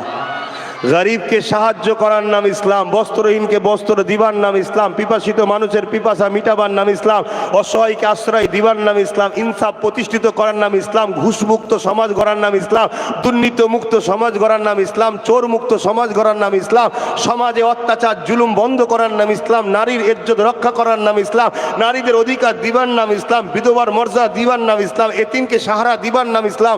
এগুলোর নাম ইসলাম নয়? এক কথা বলছেন না তো? আমাদেরকে তো শুধু বোঝানো হয়েছে নামাজটাই ইসলাম, আর কিছু নয়। এই একটা ষড়যন্ত্র রে বাপ, এটা ষড়যন্ত্র। হ্যাঁ, নামাজ যেমন কোনোভাবে মাফ নাই, পড়তেই হবে। নামাজের থেকেও অনেক বড় বিষয় হলো কারো হক মারা যাবে না।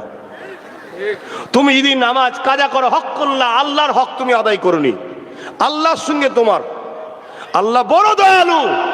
তুমি কাঁদবে একদিন, চোখের পানি ফেলে, আল্লাহ ভুল করেছি, আজ থেকে কথা দিচ্ছি পড়বো, আল্লাহ আল্লাহ মাফ করে দেবে। জোরে বলুন সুবহানাল্লাহ। কিন্তু তুমি যদি কারো জমি মেরে লাও, কারো কিছু সম্পদ ছেড়ে লাও, কোনো এতিমকে যদি ধোঁকা দাও, এটা আল্লাহ মাফ করবে বলেছে? আল্লাহ বলেছে যতক্ষণ না ও মাফ করছে ততক্ষণ আমি মাফ করব না। আজকাল এসব আলোচনা হয় ভাই? একটা কথা বলবেন তো? না, আলোচনা হলেই এলাকার সব নেতা খেতাদের অসুবিধে হয়ে যাবে, কেন সব 2 নম্বর হয়ে গেছে। তখন কথা কি কষ্ট দিতাম নাকি? আরে সত্য কথা বাপ, সত্য কথা। তো এই জন্য মোল্লা মলি সাহেব যারা আছে তারাও দেখছে এসব অজ করার দরকার নেই, প্লেন দুটো কথা বলে যে আমার নেতাটাও ঠিক থাকবে আর জলসাও ঠিক থাকবে।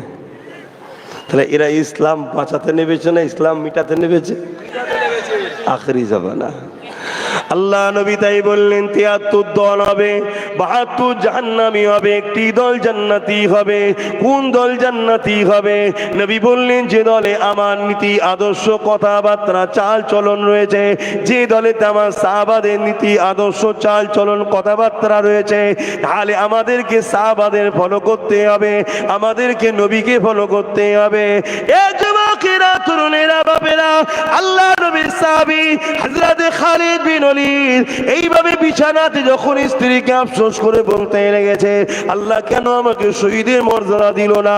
ওই সময় স্ত্রী সান্ত্বনা দিতে লেগেছে, এ আমার প্রাণের স্বামী, দুনিয়ার কোন শক্তি আছে আল্লাহ তরোয়ালকে ভেঙে দিতে পারে? আল্লাহ আপনাকে সাইফুল্লাহ বলেছে, আল্লাহ তরোয়াল বলেছে। এই আল্লাহ দুনিয়ায় কারো কাছে তার তরোয়ালকে ভেঙে দিতে চাইনে।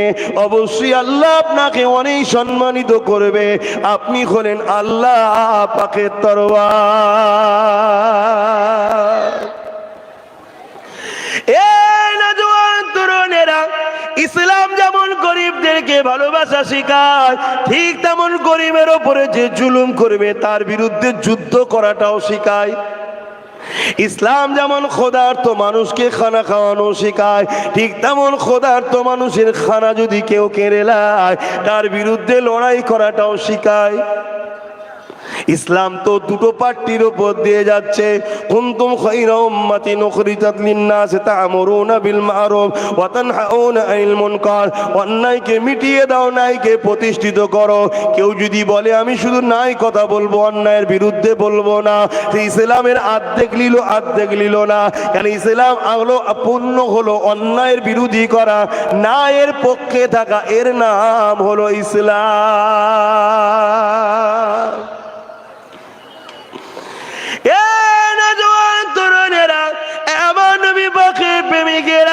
এতে যদি দুনিয়া তোমার উপরে জুলুম করে, তোমাকে সমস্ত জুলুমটাকে মনে নিতে হবে আল্লাহর পরীক্ষা হচ্ছে শুধুমাত্র। এতে তোমাকে ঘাবড়ালে হবে না, এতে তোমাকে চিন্তা করলে হবে না। হযরত বেলাল হুজুরের উপরে কেমন জুলুম হয়েছিল ইতিহাস তো সবই তোমরা জানো। হযরত বেলাল হুজুর যখন ন্যায়ের পক্ষে চলে এলো, অন্যায়ের বিরুদ্ধে দাঁড়িয়ে গেল, ইনসাফের পক্ষে চলে গেল, মানবতার পক্ষে চলে এলো, ইনসাফির বিরুদ্ধে দাঁড়িয়ে গেল। ওই সময় উমাইয়া নামক জালিমটা হযরতে বেলাল হুজুরকে মক্কার বাজারে নিয়ে গিয়ে তার উপরে কত জুলুম অত্যাচার করেছে। পায়ে শিকল বেঁধে দিয়ে, ঘোড়ার সঙ্গে বেঁধে দিয়ে টেনে টেনে ছুট করিয়েছে, গরম বাড়ির উপরে শুইয়ে দিয়ে বুকের উপরে ভারী পাথর চাপিয়ে দিয়েছে। জাবানে যখন আল্লাহ ডাকে, নবী ডাকে, রডকে গরম করে বেলাল হুজুরকে ছেঁকা দিয়েছে। বেলাল হুজুরের জিভটা ফেটে যায়, এই ফেটে যাওয়ার জন্য তুতলা হয়ে যায়। এ যুবকেরা, তরুণেরা, বাপেরা, এত অত্যাচার জুলুম হওয়ার পরও বেলাল হুজুর নিজের জান দিয়াকে পছন্দ করেছে, আল্লাহ রসুলকে ছেড়ে দেওয়া পছন্দ করেনি।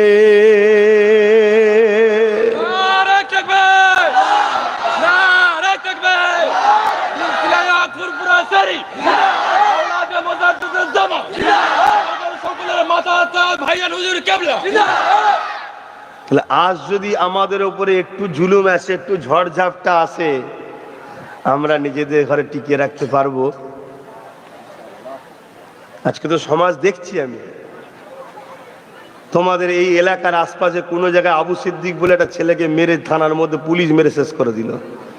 জানেন না? জানেন না? ওর অপরাধ কি ছিল? ও চোরকে চোর বলেছে, এটাই তো অপরাধ। অন্যায়কে অন্যায় বলেছে, কিন্তু নিরীহ মুসলমান ছেলেটাকে মেরে মেরে মেরে ফেললো। আচ্ছা, এটা ওর নসিবে ছিল না? ছিল না? এটা ওর নসিবে ছিল, কিন্তু কোনো অন্যায় করে মরেছে ছেলেটা? ও তো নসিব বড় জোর, মরণটা একটা দামি মরণ হয়েছে, যে মরণটা আমরা পাবো কি জানি না। শুনছেন না? শোনেন না? হ্যাঁ, মনে রাখবেন, যুগে যুগে দুটো দল ছিল, একটা রহমানের পক্ষে, একটা শয়তানের পক্ষে। এ লড়াই যুগে যুগে হয়েছে, কিন্তু দুঃখের বিষয় আজকের দিনে যেটা সব থেকে ভয়ানক সমস্যা, সেটা হলো আমাদের ঈমানকে বাঁচানো বড় মুশকিল হয়ে গেছে। কেন? আমরা যে উলামাদেরকে ফলো করে চলি, উলামাদের মধ্যে সব অর্থলোভী শাসকের, জালিম অত্যাচারী ইসলাম বিদ্বেষী শাসক নেতাদের সব দালালি শুরু করে দিয়েছে। কি গো, শুনছেন তো নাকি? এটা আজকে আমাদের জন্য বড় ভয়ানক একটা বিষয়। কেন? ওই উলামারা, তারা যদি আজকে কট্টর হয়ে লড়াই করতো, যেমন এদেশে ইংরেজ ছিল, ইংরেজ হযরতে আব্দুল আজিজ মুহাদ্দিস দেলবি রহমাতুল্লাহ আলাইহি, তিনি যখন হুঙ্কার দিলেন, ইংরেজদের বিরুদ্ধে লড়াই করা ফরজ, ইংরেজরা পালাতে বাধ্য হয়েছিল না? হয়নি? কিন্তু আজকে যারা ইসলাম বিদ্বেষী, মানবতার বিদ্বেষী, মানুষের উপরে জুলুম করে, তাদের বিরুদ্ধে উলামাদের বলা তো দূরের কথা, উলামারও তো তাদের সঙ্গে বসে একসাথে হারামের খাবার খাচ্ছে। তাহলে এই জায়গায় লড়াই কি করে করবে সাধারণ ছেলেরা? কি গো, আমার কথা কষ্ট হচ্ছে? আমি বাপ লিয়ে এসছি যখন, একটু সহ্য করতে হবে। আমি হক কথা বলা লোক ভাই, তাতে আমি কারো নাম ধরে বলছি, কিন্তু যারা দু নম্বর তাদের ঠিক গায়ে লেগে যাবে। আরে হক উলামা আছে না নাই? হ্যাঁ আছে। যারা হাক্কানি আলেম উলামা হবে, তারা যখন মুখ খুলবে, উম্মতকে নবীর সঙ্গে জুড়তে চাইবে, উম্মতকে ইসলাম বিদ্বেষী কাজ থেকে দূরে রাখার চেষ্টা করবে, উম্মতকে বুরাই থেকে দূরে রাখার চেষ্টা করবে, উম্মতকে নবীর প্রেমের কথা শোনাতে চাইবে, নবীর সঙ্গে জুড়তে চাইবে। আর আলেমে হাক্কানিদের সম্মান কতটা শুনে রেখে দাও, কাল কিয়ামতের ময়দানে আল্লাহ পাক যখন বিচার করবেন, আহকামুল হাকিমিন হবে, ওই সময় আল্লাহ পাক বলতে লাগবে, এ আমার উলামা বান্দারা, দুনিয়া জমিনে আপনাদেরকে আমি ইলম দিয়েছিলাম, ওই ইলম দিয়ে আপনারা আমার পক্ষে কথা বলেছেন, ওই ইলম দিয়ে আপনি কোরআনের পক্ষে কথা বলেছেন, ওই ইলম দিয়ে আপনি আমার রাসূলুল্লাহর পক্ষে কথা বলেছেন, ওই ইলম দিয়ে আপনি হক ন্যায়ের কথা বলেছেন, জালিমদেরকে আপনি ভয় না করে কথা বলেছেন। আজকে দিনে আপনাকে এই ময়দানে মাশরে দাঁড়াতে হবে না। এ আমার হাক্কানি উলামারা, আমি আল্লাহ পাক তোমাদেরকে বেহিসাব জান্নাতি করে দিলাম। উলামাদের সম্মান আছে না নাই? এ নওজওয়ানেরা, আল্লাহ পাকের আলেম বান্দাগণ যখন তারা জান্নাতের দিকে যেতে চাইবে, ওই সময় একদল বান্দারা তাদেরকে রাস্তা আটকে দেবে, তাদেরকে দাঁড় করিয়ে দিয়ে বলবে, এ আল্লাহ পাকের উলামা বান্দারে, আজ আপনারা বেহিসাব জান্নাতে চলে যাচ্ছেন, অথচ দুনিয়ার জমিনে হক কথা বলতে গেলে যে মাহফিলটা দরকার ছিল, ওই মাহফিল তো আমরা বানিয়ে দিয়েছিলাম, আপনারা এসে বলেছিলেন। যেমন আজকে আল্লাহ আমাকে বলাচ্ছে, হক হচ্ছে কি আমি জানি না, তারপর চেষ্টা করছি, কিন্তু এইটা করেছে কারা? আপনারা, ঠিক তো নাকি?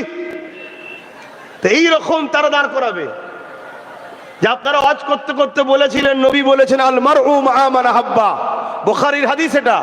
এক গ্রাম্য মানুষ রাসূলকে জিজ্ঞেস করবে, হুজুর কিয়ামত কবে হবে? আল্লাহ নবী বললেন, মাআদাত্তা লাহা, এ ছেলে কিয়ামতের জন্য কি করেছো? ফাকা মাআদাত্তু লাহা কাসীরা সালাতি ওয়া সিয়ামিন, ইয়া রাসূলুল্লাহ বেশি বেশি নামাজ রোজা করতে পারিনি, ফরজ ওয়াজিব সুন্নতে মুআক্কাদাটুকু করেছি, ইল্লা তবে আন্নী ইউহিব্বুল্লাহ ওয়া রাসূলুহু, আমার অন্তরে আমার কলবে আমার হৃদয়ে আল্লাহ রাসূলকে সবথেকে বেশি ভালোবাসি। জোরে বলুন সুবহানাল্লাহ। আল্লাহ নবী শুনে কি বলেছিলেন? যে ভালোবাসা বেকার, এটা বলেছিলেন না। নবী বলেছিলেন আল মারউ মা মান আহাব্বা, দুনিয়ায় যে যাকে ভালোবাসবে পরকালে তার সঙ্গে থাকবে। জোরে বলুন সুবহানাল্লাহ। ও আল্লাহ পাকের আলেম বান্দারা, আজকে তো তোমরা জান্নাতে চলে যাচ্ছ, দুনিয়ায় তো তোমরাই হজ করেছিলে, যে যাকে ভালোবাসবে তার সঙ্গে থাকবে। আমরা আপনাকে ভালোবাসতাম, আপনাদের সঙ্গে থাকতাম, আপনাদেরকে দাওয়াত করে নিয়ে আসতাম বলে এলাকার অত্যাচারী শাসকদের রক্তচক্ষু দেখতে হয়েছে, আমাদের কাজ কারবারকে বন্ধ করে দিয়েছে, আমাদের পাকা জমিতে চাষ দিয়েছে, আমাদের ফল ফসলকে নষ্ট করেছে। আমরা সব কিছু অপেক্ষা করে আপনাদের মতো নবীর পক্ষে, আল্লাহর পক্ষে যারা কথা বলতো, আমরা তাদের সঙ্গে জুড়ে জুড়ে থাকতাম। আজকে আপনারা জান্নাত যাচ্ছেন, আমাদেরকে বাদ দিচ্ছেন মানে? শুনছেন? এই দুটো জায়গা বাপ, যদি 30 বছর কষ্ট করো পরকালে চির শান্তি, আর 30 বছরের ময়া যদি পড়ে লোভ লালসায় বেঈমান হয়ে যাও তাহলে পরকালে চির জাহান্নাম। শুনছো? হাতে নিজেকে পরিবর্তন করো, আসো। কারো জুলুমের নাম ইসলাম নয়, কারো বিরোধী করার নাম ইসলাম নয়, কাউকে ক্ষতি করার নাম ইসলাম নয়, কারো কেড়ে নিবার নাম ইসলাম নয়, কাউকে অত্যাচার করার নাম ইসলাম নয়, গরিব এতিম অসহায় বিধবাদের উপর জুলুম করার নাম ইসলাম নয়, দেশের বিরোধী যাওয়ার নাম ইসলাম নয়, দেশকে বাঁচাবার নাম ইসলাম। জোরে বলুন সুবহানাল্লাহ। আজকে আমার দেশটাও ধ্বংস হয়ে যাচ্ছে, কেন্দ্র সরকার যে থেকে এসে বসেছে পুরো দেশটাকে তছনছ করে দিচ্ছে। কথা বুঝে আসছে? অতএব দেশকে বাঁচাবার জন্য আমাদেরকে ভাবতে হবে, সেটার নামও ইসলাম। জোরে বলুন সুবহানাল্লাহ। আমি তো প্রথমেই বলেছি, ইসলামের আলোতে এদের বড় ভয় হয়। কথা বুঝে আসছে? হ্যাঁ, আল্লাহ পাকের আলেম বান্দা গুলো বলবে, সাদ্দাক্তা, সত্য বলেছেন আপনারা। ওই সময় উলামা বান্দা গুলো আবার ফিরে যাবে, আল্লাহ পাক বলতে লাগবে, আমার উলামা বান্দারে, আলেম বান্দারে, কি হয়েছে তোমাদের? ওই সময় তারা বলতে লাগবে, আল্লাহ, দুনিয়ার জমিনে যারা আমাদেরকে পিয়ার করেছিল, আমাদের পাশে দাঁড়িয়েছিল, আমাদের পাশে দাঁড়িয়ে আমাদেরকে ওয়াজ করার মাহফিলের ব্যবস্থা করে দিয়েছিল, আমরা কথা বলতাম, আমাদেরকে ছায়া করে যারা ছিল, কি গো আপনারা কোরআনের পক্ষে হকবাদী যারা আলেম, তাদের ছায়া করে আছেন না নাই? কোন হাক্কানি নবী প্রেমিক উলামাদের কিছু হলে আপনারা ছেড়ে দেবেন? কথা বলুন। এই যে তাদের পক্ষে দাঁড়ানো। ওই সময় আল্লাহর উলামারা আলেম বান্দারা বলতে লাগবে, ও রাব্বি আল্লাহ, আজকে তারা কঠিন বিপদের দিনে বিচারের জন্য দাঁড়িয়ে আছে, তারা আমাদের কাছে বড় আরজু করেছে। আল্লাহ আল্লাহ আপনি তাদেরকে আমাদের সঙ্গে জান্নাতি বানিয়ে দেন। আমার আল্লাহ পাক দয়াময়, তিনার দয়ার কোনো শেষ নেই। সাবাকাত রহমাতি আলা গাযাবি, আল্লাহ বানিয়েছে তো তোমাকে আমাকে। আল্লাহ বলবে ফেরেশতারে, আমার উলামা বান্দারা ঠিক বলছে, সাদ্দাকতা সত্য বলছে। দুনিয়ায় যারা এদেরকে পিয়ার করে এদের সাথ দিয়েছিল, যা আজকে দিনে তাদেরকে এদের সঙ্গেও জান্নাতি বানিয়ে দিলাম। আরো জোরে বলুন সুবহান। ওই দিনে আল্লাহ এমনও লোককে জান্নাতি করবে আলেমদের সাথে, ধরুন একসাথে বসে খানাও খেয়েছে, এরকম লোককেও আল্লাহ পার করিয়ে দেবে। শুনছেন তো? আলেমে হাক্কানির সাথে বসে খানা খেয়েছে এমন লোককেও আল্লাহ বলবে, তুই আলেমের সঙ্গে যখন বসে ছিলিস, যা তুই জান্নাতে। জোরে বলুন সুবহানাল্লাহ। তবে আলেমে হাক্কানি উলামা দুই ধরনের, খায়রুল উলামা, শাররুল উলামা। একটা নবীর পক্ষে ভালো, আর একটা হলো ইলম শিক্ষা করে দুনিয়া তাগুতি শক্তির কাছে নিজেদের মাথাকে বিক্রি করে দিয়েছে। কথা শুনছেন তো নাকি? ওটা হবে না। যারা নবীর পক্ষে থাকবে তারা হলো উলামায়ে হাক্কানি, তারা হলো খায়রুল উলামা। এদেরকে আল্লাহ কিয়ামতের দিন পুরস্কৃত করবে। জোরে বলুন সুবহানাল্লাহ। বাবেরা, নওজওয়ানেরা, আসেন ফিরে আসি, ইমানকে বাঁচাতে হবে। আমার নবী পাককে পিয়ার করেন, আদব করেন, আমার নবী পাকের আলোচনা বেশি বেশি করে করেন।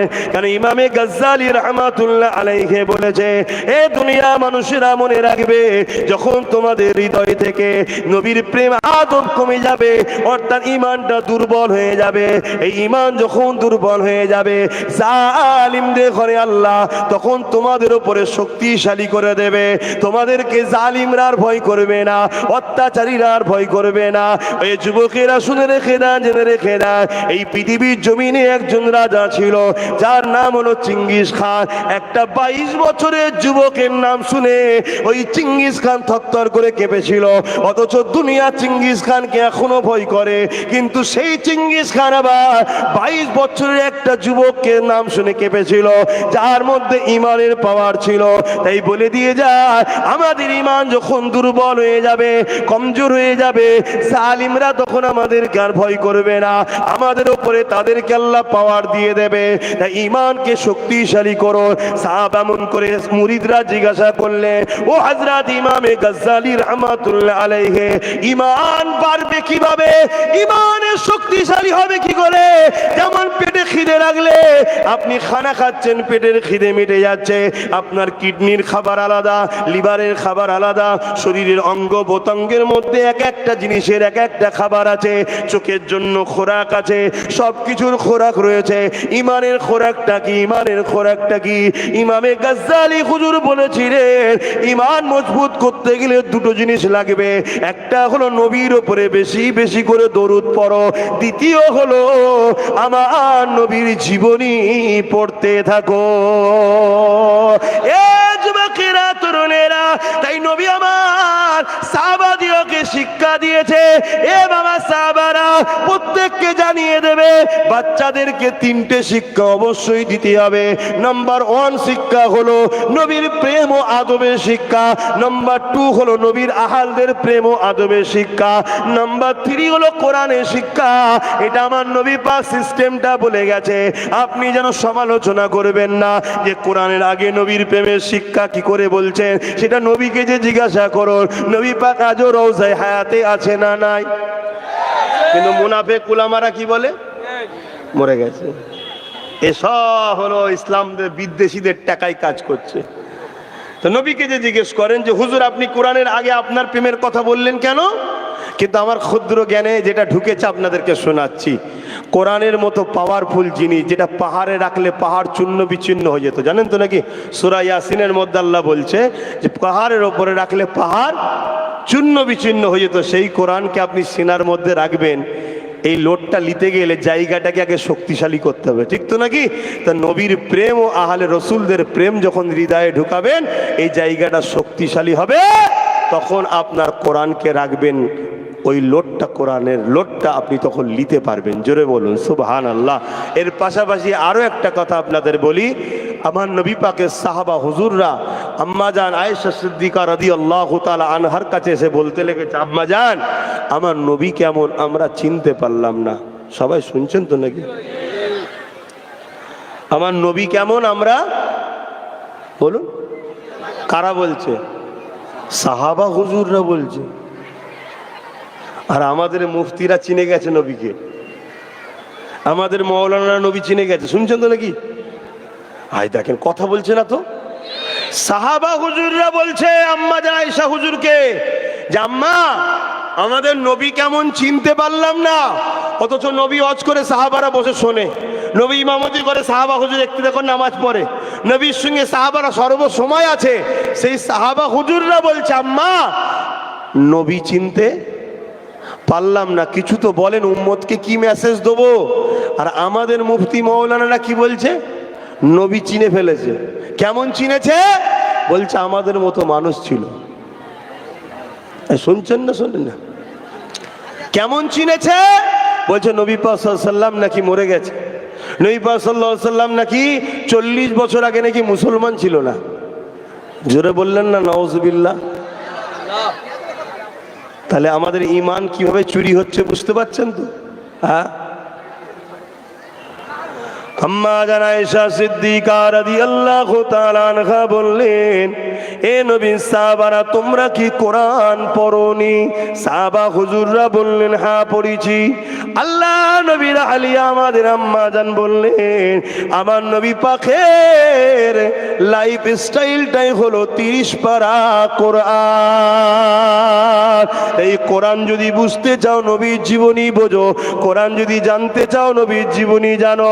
তাই বলে দিয়ে যায় নবী পাককে চেনেন, নবী পাককে পিয়ার করেন, নবী পাককে মহব্বত করেন, নবী পাককে জানেন। ইমামে গাজ্জালি হুজুর কি বললেন? নাম্বার 1 হলো দরুদ পড়ো, নাম্বার 2 হলো নবীর জীবনী পড়ো। এই সময় একজন জিজ্ঞাসা করলেন, ও হযরত ইমামে গাজ্জালি কেউ যদি নবীর জীবনী পড়তে না পারে? ইমামে গাজ্জালি হুজুর বললেন তাদের সোবতে বসো, যারা আমার নবীর জীবনী তোমাদের শোনাবে। তাহলে মসজিদ গুলোতে নবীর জীবনীর আলোচনার দরকার আছে না নাই? একটু হ্যাঁ কি না বলুন। হ্যাঁ, কিন্তু আমাদের মসজিদ গুলোও দখল হয়ে গেছে ইসলামের দুশ্মনদের হাতে। কথা খারাপ লাগছে, বেশিরভাগ, সবটা এখনো হয়নি, বেশিরভাগ। তাহলে কি করে ফিরিয়ে আনবেন? ফিরিয়ে আনার উপায় হলো আপনারা যারা মুসল্লি আপনারা বলবেন 4টে জুম্মায় 1 মাস হয়। আমার কথা শুনছেন তো? 4টে জুম্মায় 1 মাস হয়। 3টে জুম্মা নবীর জীবনী শোনাও, 1টা জুম্মা নামাজ রোজা হজ যাকাত যারা মশলা মশাইল জানা দরকার সবটাই শিখতে হবে। এক কথায় 52 সপ্তাহে 1 মাস, 52 জুম্মায় বছরে পড়ে, তাই তো নাকি? 52 জুম্মার মধ্যে 30টা জুম্মা নবী শোনাও উম্মতকে, নবীর জীবনী শোনাও উম্মতকে। বাকি 22টাতে নামাজের আলোচনা, রোজার আলোচনা, হজের আলোচনা, বিভিন্ন আলোচনার দরকার আছে না নাই? কিন্তু বেশি কোনটা হবে?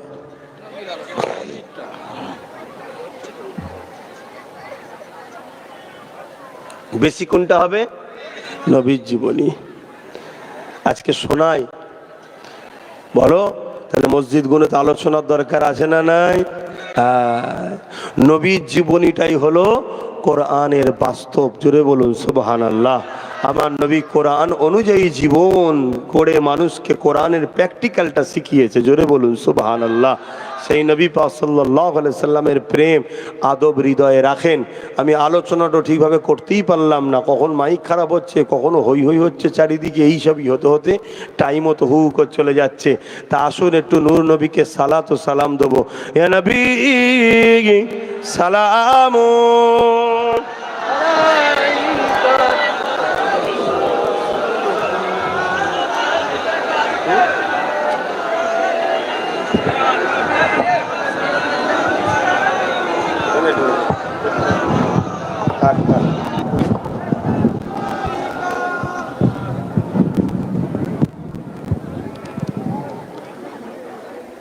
বাপজান আমার, এই যে দাঁড়িয়ে সালাম দিই, এলিও সমাজে একটা বিভ্রান্তি আছে না নাই?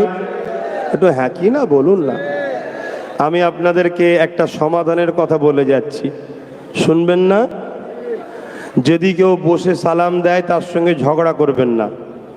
কি বললাম? যদি কেউ বসে সালাম দেয় তার সঙ্গে ঝগড়া কথা বলছে না তো, করবেন না, খবরদার। কেন? এটা প্রেমের ব্যাপার, আদবের ব্যাপার। আমি কিরকম প্রেম করব, আমি কিরকম আদব করব, ওটা আমার ব্যাপার, ঠিক না বেঠিক? কেউ যদি বসে দেয় তার সাথে আমাদের ঝগড়া করব না, কিন্তু আমরা দাঁড়িয়ে দেবো, তাই তো নাকি? কেন দাঁড়িয়ে দেবেন? দলিল দরকার? হ্যাঁ, দলিল দরকার। প্রেমের কখনো দলিল লাগে?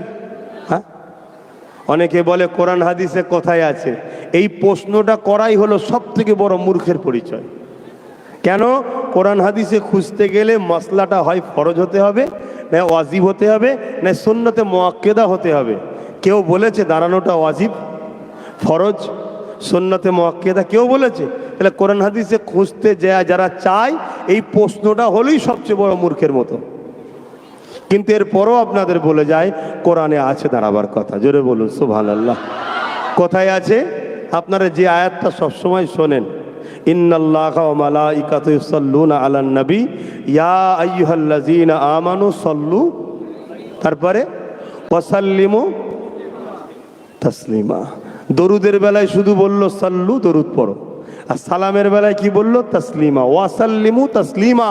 কিন্তু সালাম যখন দেবে তখন দিবার মতো করে দাও, আদবের সঙ্গে দাও, ভক্তির সাথে দাও, ভালোবাসাই দাও।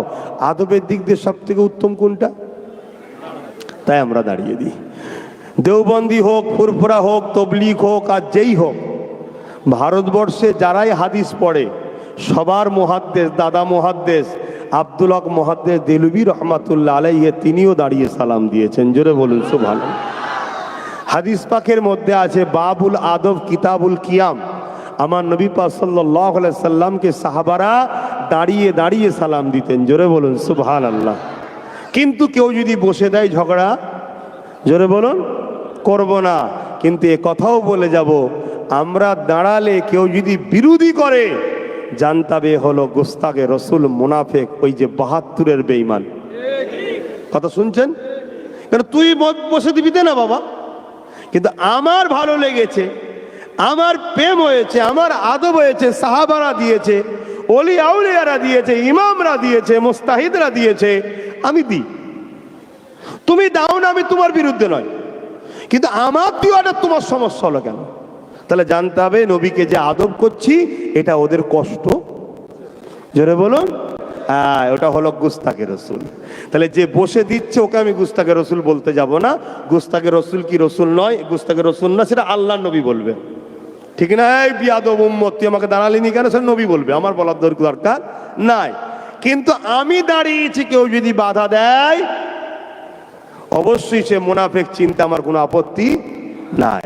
শত শেষ কথা বলি, আমার নবী পাক সাল্লাল্লাহু আলাইহি সাল্লামকে আমরা দরুদ বসে বসে দিই। কেন? দরুদ পড়লে কি হয়? নেকি হয়। আর নেকি যখন হয় কোথায় লেখা হয়? আমলনামায়, খাতায় লোড হচ্ছে। কিন্তু সালাম দিলে আমার নবী জবাব দেয়। জোরে বলুন সুবহানাল্লাহ। আমরা এমন উম্মত নয়, হ্যাঁ আমাদের ভুল আছে, স্বীকার করছি, কিন্তু আমাদের ভুল আছে ব্যক্তি জীবনে, কিন্তু নবীর সালামটা বিয়াদবের মতো বসে বসে নেবো, ওটা আমরা পারি না। কথা বুঝে আসছে?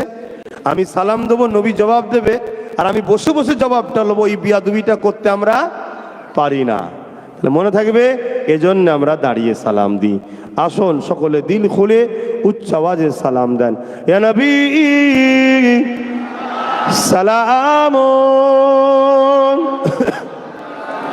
ইয়া রাসূল, ইয়া হাবিব,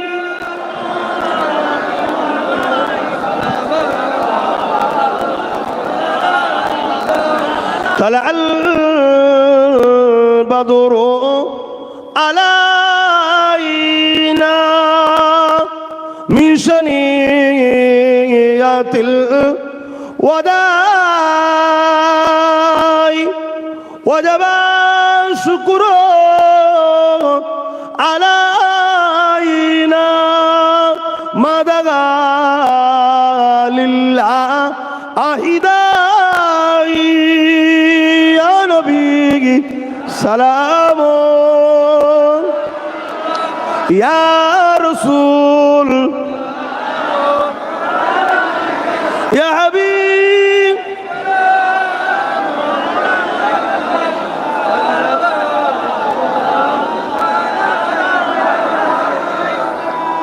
এই দাঁড়িয়ে দাঁড়িয়ে একটা সাক্ষী লব, একটু কথা বলবেন। আমরা কার সাথে কারবার করব, কার সাথে ব্যবসা করব, দুনিয়ায় চলতে গিয়ে কার সাথে রাজনীতি করব, সব নিজের নিজের পছন্দ থাকতে পারে।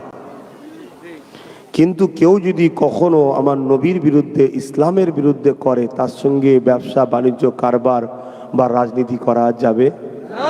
জোরে বলুন। আজকে কেন্দ্র সরকার যেমন ওয়াকফ বিল সংশোধনের নামে জোর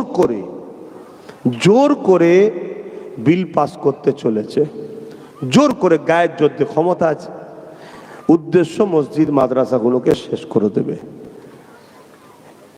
এর বিরুদ্ধে আমাদেরকে সংগ্রামের দরকার আছে না? না, আমি বিভিন্ন জায়গায় গিয়ে প্রচার করছি, বিভিন্ন জায়গায় ছোট ছোট করে প্রোগ্রামও করছি ওয়াকফের পক্ষে, ওয়াকফ বিদ্বেষী সরকারের বিরুদ্ধে। কিন্তু আগামী দিন এই ছোট ছোট করে প্রোগ্রাম করতে করতে আমি সব জায়গাকে জড়ো করে কলিকাতা একটা 20-30 লক্ষ লোকের একটা জামায়াত করার টার্গেট নিয়েছি। আপনারা কি খবর পেলে যেতে রাজি আছেন? হাত তুলে দেখাবেন আল্লাহকে, আল্লাহ পাকে। হাত যদি সত্য, হাত তুলে রাখেন, হাত যদি সত্য হয় আল্লাহ আপনি কবুল করবেন। হাত যদি সত্য হয় আল্লাহ আপনি কবুল করবেন। হাত যদি সত্য হয় আল্লাহ কবুল করেন। বলুন আল্লাহুম্মা আমিন। আরো জোরে বলুন আল্লাহুম্মা আমিন। নারী দিবে, নারী দিবে দ্বীন ইসলাম, দ্বীন ইসলাম। ইসলামের দুশ্মনেরা হুঁশিয়ার, সাবধান। ইসলামের দুশ্মনেরা হুঁশিয়ার, সাবধান। নারী দিবে। আমরা কখনো কারো বিরুদ্ধে বলি না, কিন্তু সব সময় দেখবেন আমাদের পিছনে লাগে, ঠিক না বেঠিক গো? কিন্তু আমি আরো একটা কথা জানতে চাইছি, কেন্দ্র সরকার ওয়াকফ বিলকে নামে ইসলামের সম্পদকে ধ্বংস করতে চাইছে, এই বিষয়ে আমরা সবাই জানি না? জানি না। কিন্তু আমার রাজ্য সরকার মাদ্রাসা থেকে কোরআনকে তুলে দিয়েছে, এটা আমরা জানি? একটু কথা বলেন। তাহলে কেন্দ্র সরকার যেমন ইসলামের সম্পদের বিরোধী করছে, ইসলামের দুশ্মন না বন্ধু? জোরে বলুন। তার বিরুদ্ধে লড়াইয়ের দরকার আছে না নাই? আর রাজ্য সরকার যে কোরআন তুলে দিয়েছে মাদ্রাসা থেকে, এ ইসলামের বন্ধু না দুশ্মন? তাহলে এর বিরুদ্ধেও লড়াইয়ের দরকার আছে না নাই? তাই রাজ্য সরকারকেও বলছি, রাজ্য সরকারের কেউ যদি দরদি থাকে তাদেরকেও বলছি যে বুঝাবেন, রাজনীতি করতে বলকে যান, ধর্মের পিছনে না লাগে, খোদার মারে ধ্বংস তো হবেই হবে। আর ইমানদাররা কখনো কোরআনের দুশ্মনকে মেনে নিতে পারে? জোরে বলুন, পারে? হয়তো কিছু মুনাফেককে ভাতা দিয়ে হাত দিয়ে আপনি হয়তো পকেটে ঢুকিয়ে নেবেন, কিন্তু মনে রাখবেন সবাই মুনাফেক হয়ে যায়নি। 95% লোক এখনো নবীর প্রেমের ওপরে দাঁড়িয়ে আছে। জোরে বলুন সুবহানাল্লাহ। কি আমার কথা থেকে অখুশি হলেন? তাহলে বলুন, কেন্দ্র সরকার যদি তার অন্যায় থেকে ফিরে না আসে, লড়াই যেমন হবে। রাজ্য সরকার যদি কোরআনের বিরোধী যে করছে, এ থেকে যদি সে ফিরে না আসে, এর বিরুদ্ধেও লড়াইয়ের দরকার আছে না? না। আল্লাহকে সাক্ষী রেখে হাত তুলে বলো, আল্লাহকে সাক্ষী রেখে বলছেন, লোক দেখানো নয় তো, লোক দেখানো নয় তো। হাত নাবান। আমি আবার বলছি, তুমি রাজনীতি করছো, করকে যাও। লোকের রুজি রুটি কারবার কি করে হবে সেই নিয়ে ভাবো। তুমি আমার কোরআনের পিছনে লাগছো কেন? আমার কোরআন মাসাকে তুলে দিচ্ছে, আর দীঘায় যে মন্দির করছো, ভালো নাটক ধরেছো না? অন্য দুটো মোল্লা মলি সাহেবকে তুমি কিনে নিতে পারো, আমি কিন্তু এর বিরুদ্ধে বলবো। তাতে যদি এ মনে করে আমার ক্ষমতা আছে, আরে কত ক্ষমতা এলো আর গেল, এলো আর গেল, এলো আর গেল। কথা ঠিক না বে ঠিক গো? হ্যাঁ, বেশি ব্যাপালাপি করবে একেবারে চলে যাবে, একেবারে।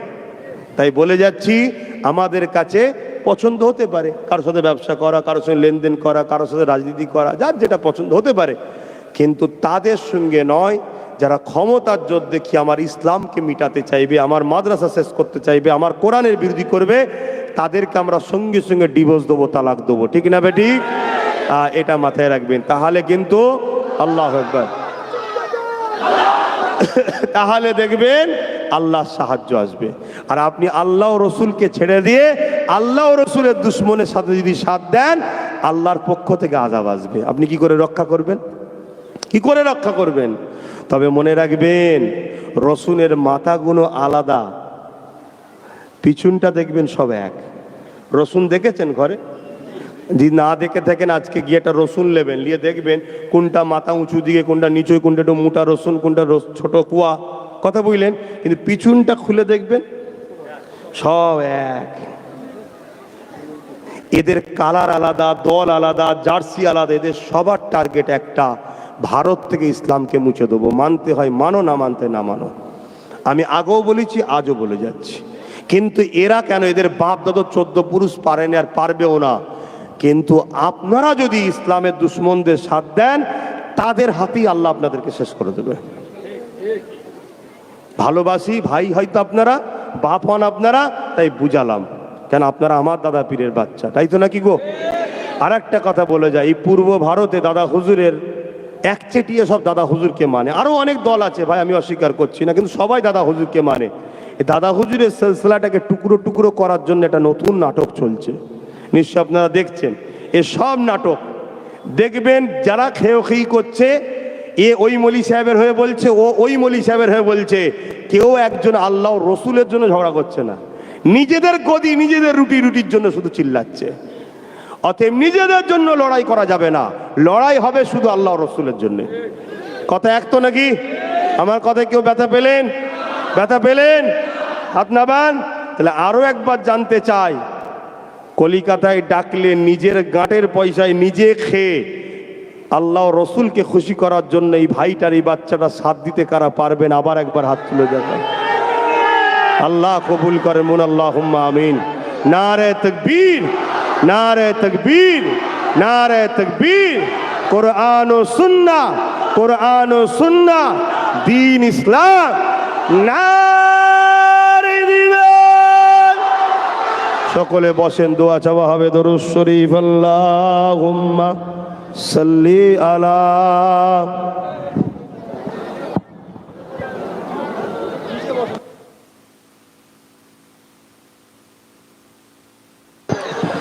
বাপজান আমার, ভাই আমার, তোমাদের এই হুড়োহুড়ি তার কথা বলাতে আমি আমার মন থেকে ঠিক ওয়াজ করে খুশি হলাম না। আরো কিছু কথা বলার ছিল, কিন্তু তোমরাই তো সবসময় কথা বলে নিলে, আমাকে বলতে দিলে কখন? দ্বিতীয় নম্বর, আবার তার খুলে যাচ্ছে, এই সবের মধ্যে দিয়ে হলো। তো যাক, আল্লাহ যদি কখনো নিয়ে আসে আবার আলোচনা হবে। কিন্তু মনে রাখবেন, আমার নামে অনেকে মিথ্যা প্রচার করে, তাই আমি নম্বর দিচ্ছি, নম্বর সেভ রাখুন। কলকাতায় কবে ডাকছি না ডাকছি খবর পাবেন। তবে এখন আর নয়, একটুখানি আরও অনেক জায়গায় কাজ বাকি আছে, আরও গুছোচ্ছি। কেন ডাকবো, ডাকার মতো করে ডাকবো। কৃষকরা যদি আন্দোলন করে তাদের কালা কানুনকে যদি ব্যান্ড করাতে পারে, আরে মুসলমান, আমরা এতটা দুর্বল? হ্যাঁ, আমরাও আন্দোলন করব। এই আন্দোলনের পাওয়ারে কেন্দ্র সরকারের চক্রান্তকে ব্যর্থ করতে বাধ্য করব। বলুন ইনশাআল্লাহ। আরো জোরে বলুন ইনশাআল্লাহ। তবে মনে রাখবেন, খারাপ নেবেন না। আমাদের ক্ষতি যদি কেউ করে থাকে, আমি বললাম না প্রথম থেকে, আবার বলছি, একদল ছদ্মবেশী মুনাফেকরাই করছে। বড় বড় সব পদ নিয়ে বসে আছে, বড় বড় সব জায়গা দখল করে বসে আছে।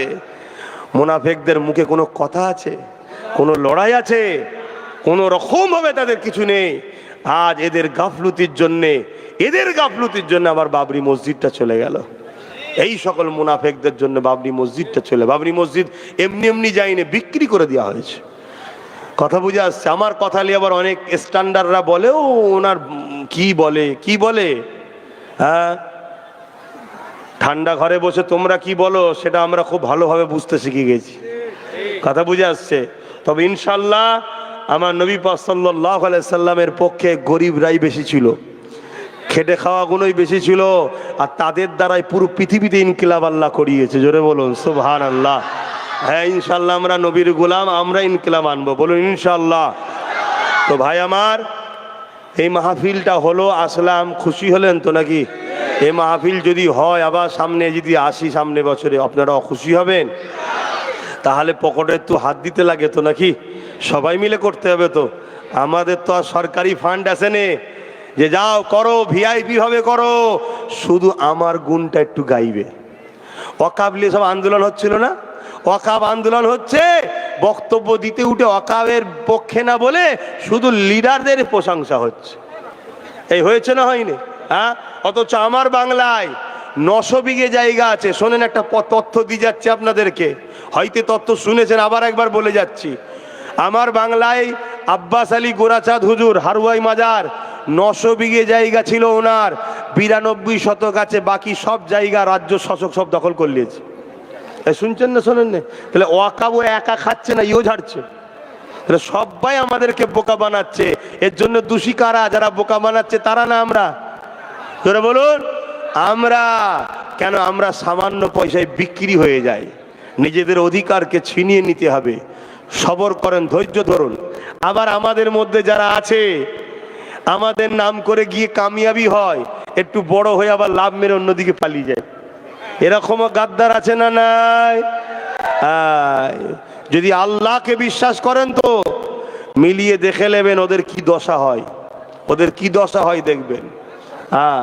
কেন? গাদ্দারকে আল্লাহ মাফ করে না, এটা মাথায় রাখবেন। তো ছেলেরা গেছে, একটু হাত লম্বা করে করে দেন, যার যা খুশি দেন, হাত লম্বা করে করে দেন। আল্লাহ আমাদের এই আশা বসাকে কবুল করে, বোন আল্লাহুম্মা আমিন। তাহলে আমাদের সিনার শক্তি বাড়াতে হবে, তাই তো নাকি? তাহলে দুটো জিনিস, দরুদ বেশি করে পড়তে হবে আর নবীর জীবনী পড়তে হবে বা শুনতে হবে। জোরে বলুন সুবহানাল্লাহ। আমার নবী পাক সাল্লাল্লাহু আলাইহি ওয়াসাল্লামের যখনই জীবনী পড়বেন তখন ওই জীবনীতেই পাবেন। আল্লাহ নবী যখন দুনিয়া থেকে চলে যাচ্ছেন, ইন্তেকালের বিছানায় শুয়ে আছে, আমার নবী তখনও বলেছে উম্মাত উম্মাত উম্মাত, সালাত সালাত সালাত, অর্থাৎ নামাজ নামাজ নামাজ। জোরে বলুন সুবহানাল্লাহ। যখন আপনি নবীর প্রেমিক হবেন, নবী দুনিয়া থেকে চলে যাবার বিছানা তো আমাদেরকে বলেছে উম্মত নামাজ ছেড়েও না। তাই উম্মত কখনো নামাজ ইচ্ছা করে ছেড়ে দিতে পারে না, তাই ইচ্ছা করে নামাজ ছাড়বেন না। কখনো নাচারে কাজা হয়ে গেছে আলাদা কথা, ইচ্ছা করে নামাজ কাজা করবেন না। নামাজ হলো আমার নবীর চোখের ঠান্ডা। জোরে বলুন সুবহানাল্লাহ।